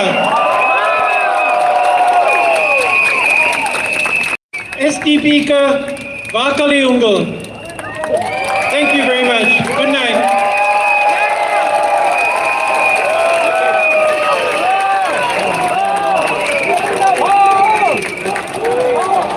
Dr. Paul, Dr. Chi, Dr. Paul, do you want to see them in Parliament? Do they deserve to be in Parliament? So when you go to the poll on the 3rd of May, not Bukit Batok anymore, Sembawang West and Bukit Panjang residents, please vote for Dr. Chi and Dr. Paul to be in Parliament, to be their voice in Parliament. Before we end the night, we have to make some announcement. There's no free bus to bring you back. Please go back. Think about what our candidates has presented to you. Think through it. And when you go to the poll on the 3rd, please vote for SDP. And for those, don't leave first. The merchandise store is behind. Please support SDP. Please buy Dr. Chi books and buy our merchandise. And we have a supporter right in front. I can't see you because the lights are very glaring. But Dr. Chi and Dr. Paul will be right in front with you because the police don't allow, but they want to garland our two candidates. So can I have Dr. Chi and Dr. Paul in front for them to garland? And the books autographed by Dr. Chi will also be right in front. We cannot do it there. And ladies and gentlemen, please join me, our 11 candidates. Thank you very much. SDP!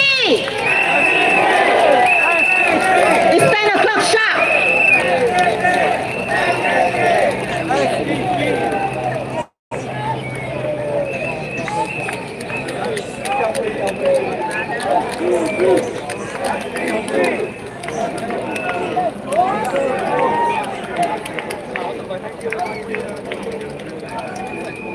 My fellow Singaporeans, it's me. With the election rally coming to an end, it's time to go. Before I end the stream, I'll be walking some distance along the neighborhood of Bukit Panjang SMC. Come join me as we try to disperse from Beacon Primary School and travel along the void decks of some of the nearby public housing. Please be informed that Bukit Panjang SMC and Holland Bukit Timah GRC are just next to each other. It's only a small strip to travel. I'm not too sure how visible things are in the night time. bear with me while we go on a short walk.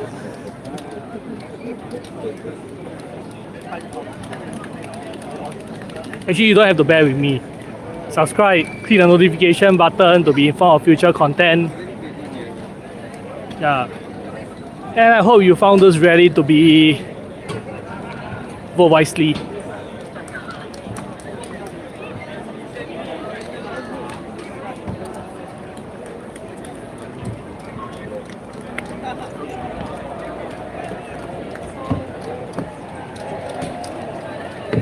Thank you for your service.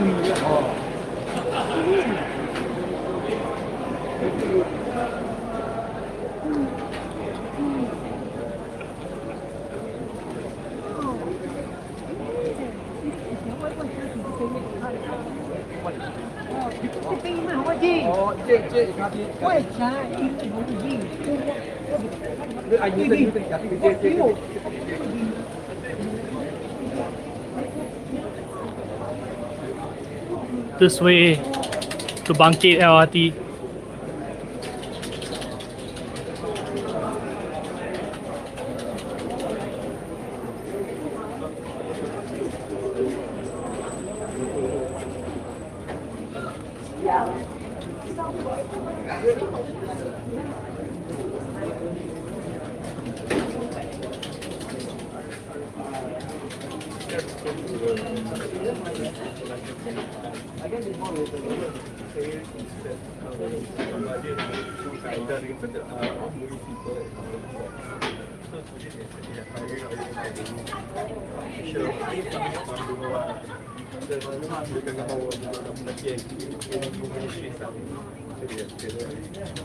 I send my ticket card Selamat Raya, I will send my gambar of the film. Selamat Raya untuk rakyat.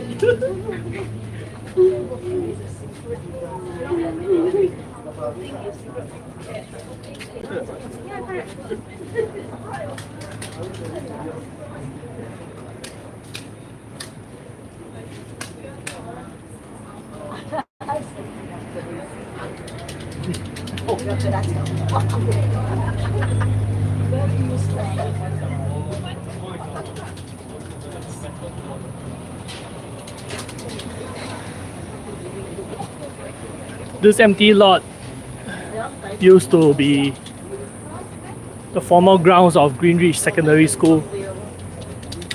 The school is no longer in existence, and the buildings are demolished and returned to normal. It will now be an empty lot until the next future development.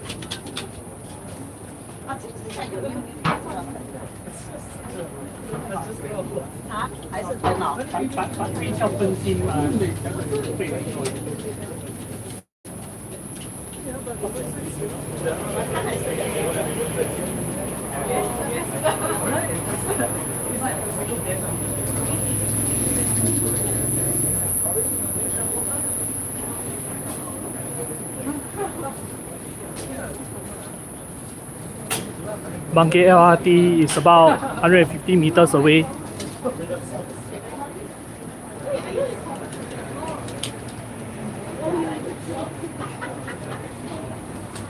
It sits atop the hill that is called Bukit Panjang.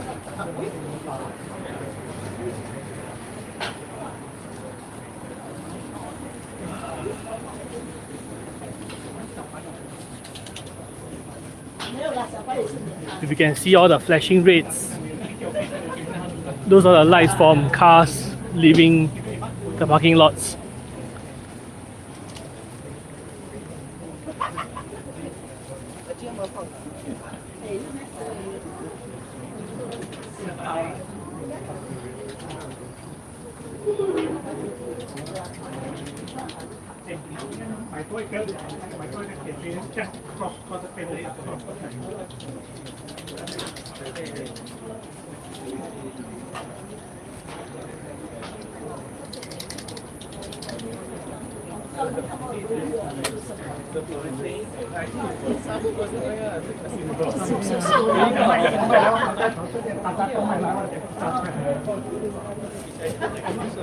At least I could.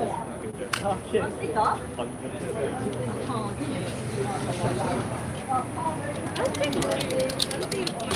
But I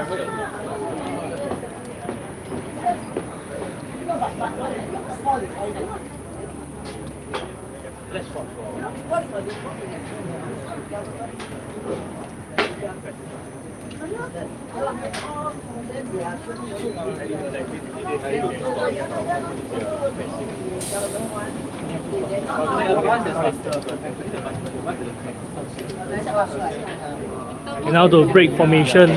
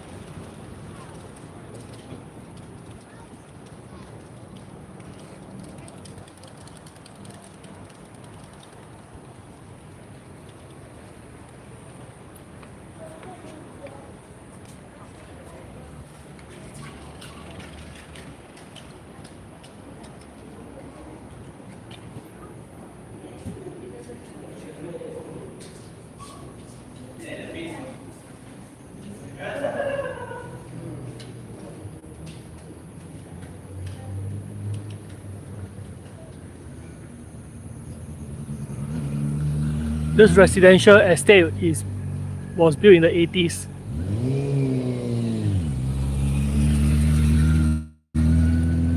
One of the earliest generation of HDB houses in this neighborhood.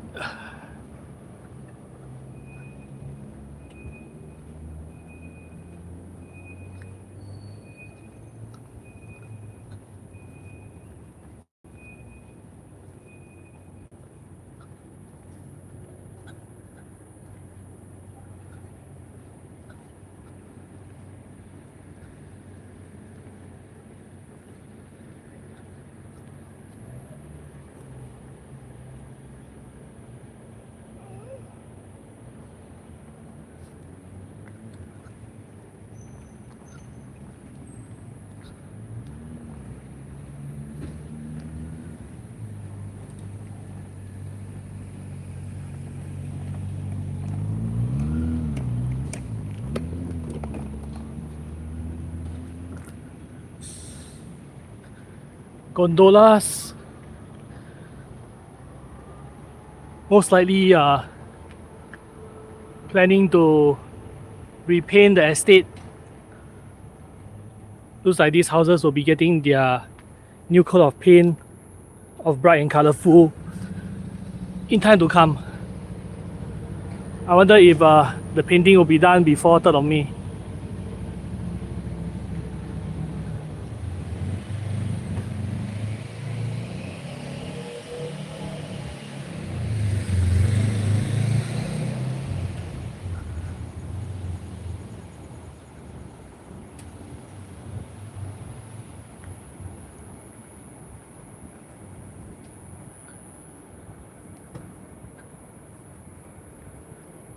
Neighborhood upgrading program, sheltered walkways linking one building to the next.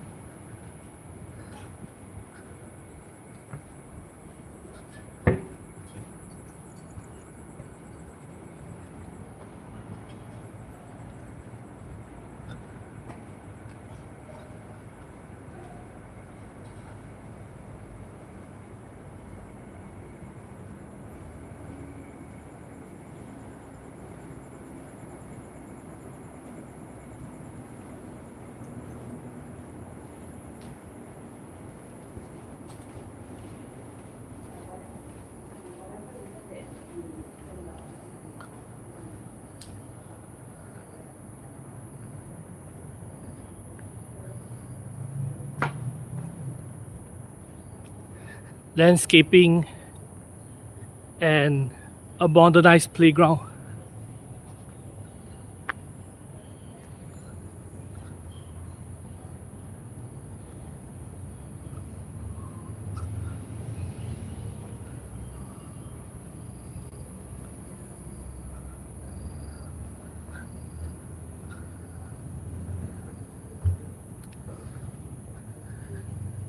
This path didn't used to be here quite some years ago. It is true the residents walking past the grass patch for countless years before it was decided to be paved as a proper path, as a shortcut towards the Bangkit market.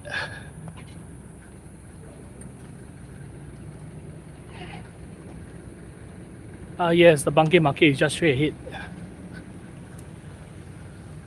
Well, it's after 10. I'm not expecting all the shops to be still open. But let's see what the market has in store for us.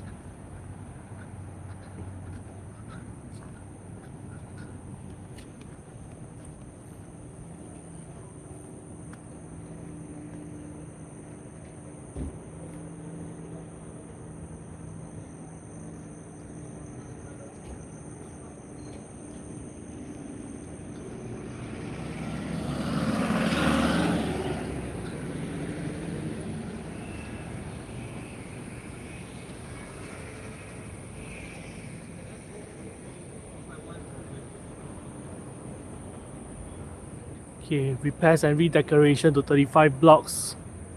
3rd quarter 2024 to 4th quarter 2025.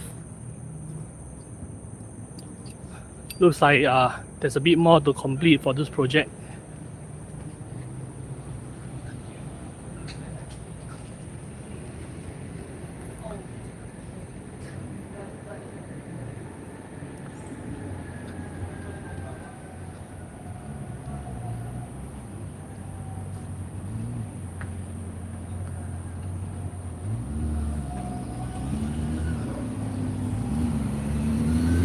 The stairs came first, then the barrier-free access, then the shelter walkway.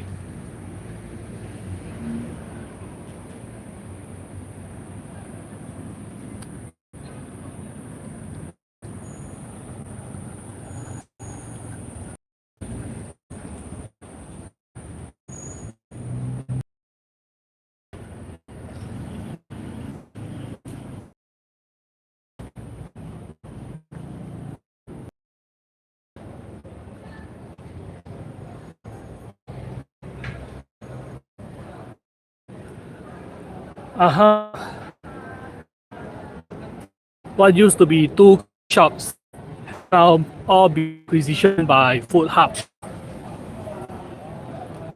Fortunately, they are 24 hours.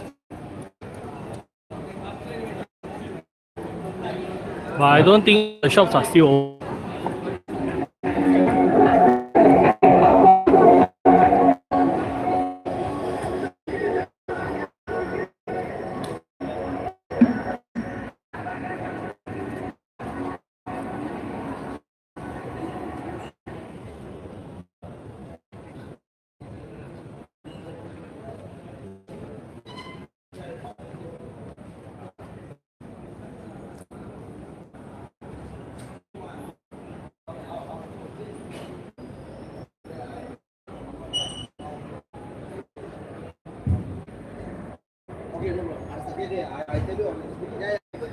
Does anyone remember Econ Minimart?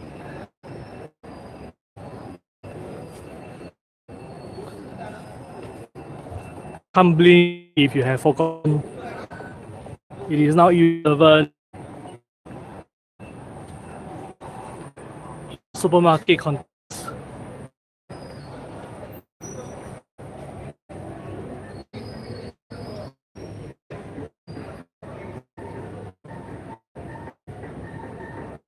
An inclusive playground project by Holland Bukit Panjang Town Council 2017.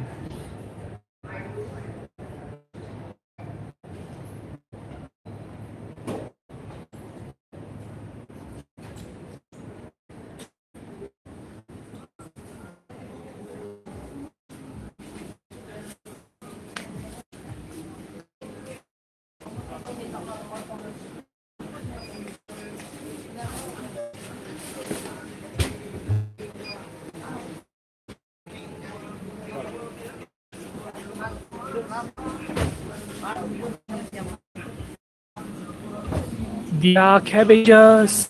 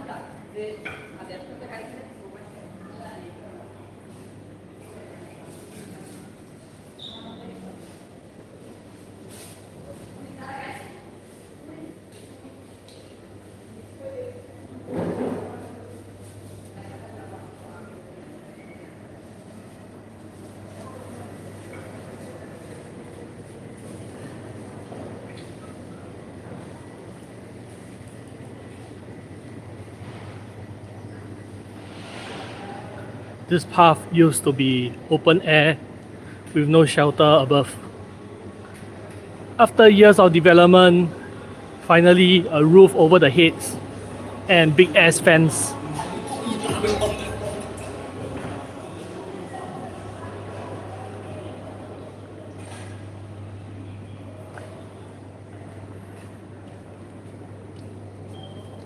Okay. I guess the residents of Bukit Panjang, more specifically Bangkit Market, will have a new coat of paint about its marketplace.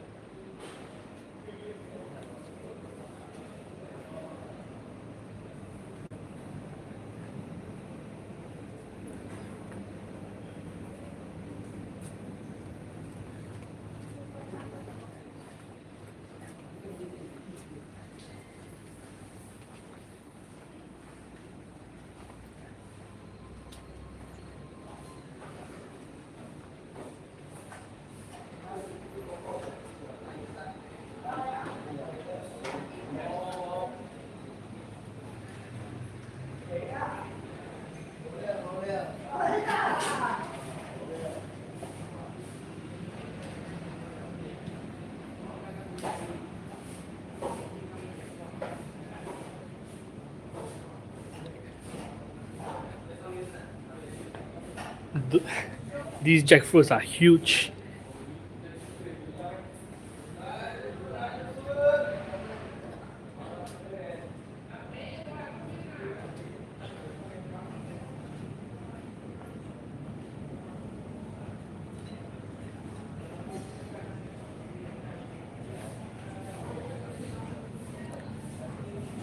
Is this you? It's definitely not me.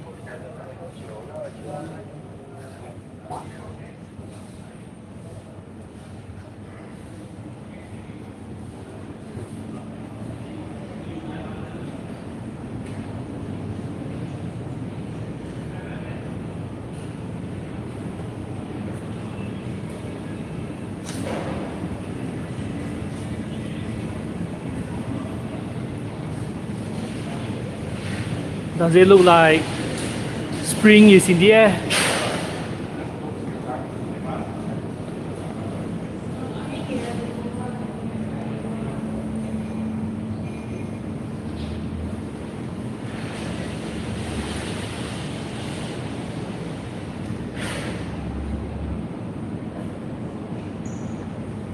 I sure hope that this spring doesn't last for 5 years.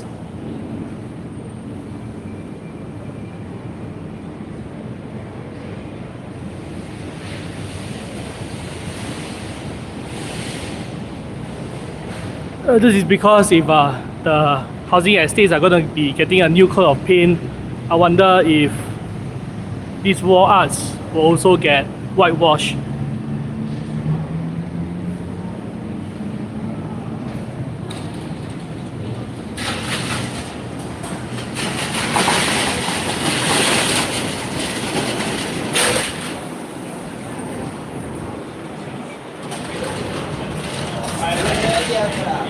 Wah, lu baru tak keluar, warna lu sudah keluar. Sorry ya.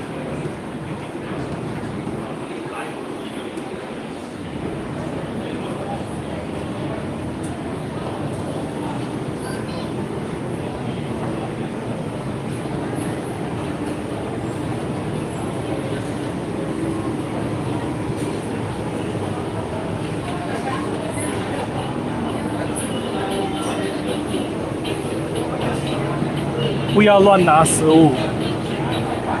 Don't anyhow take food.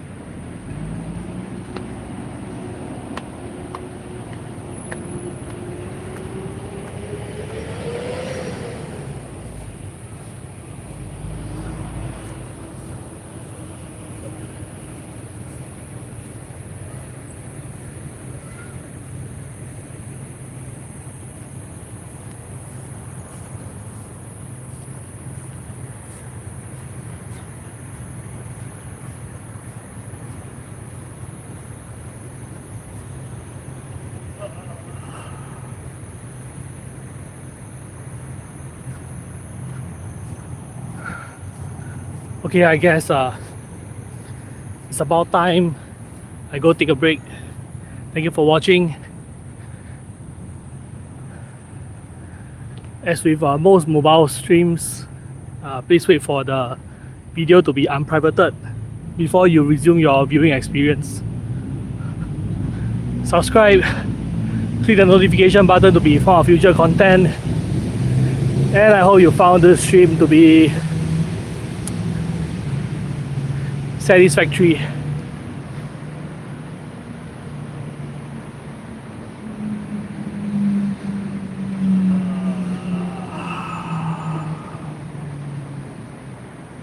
Fade to black.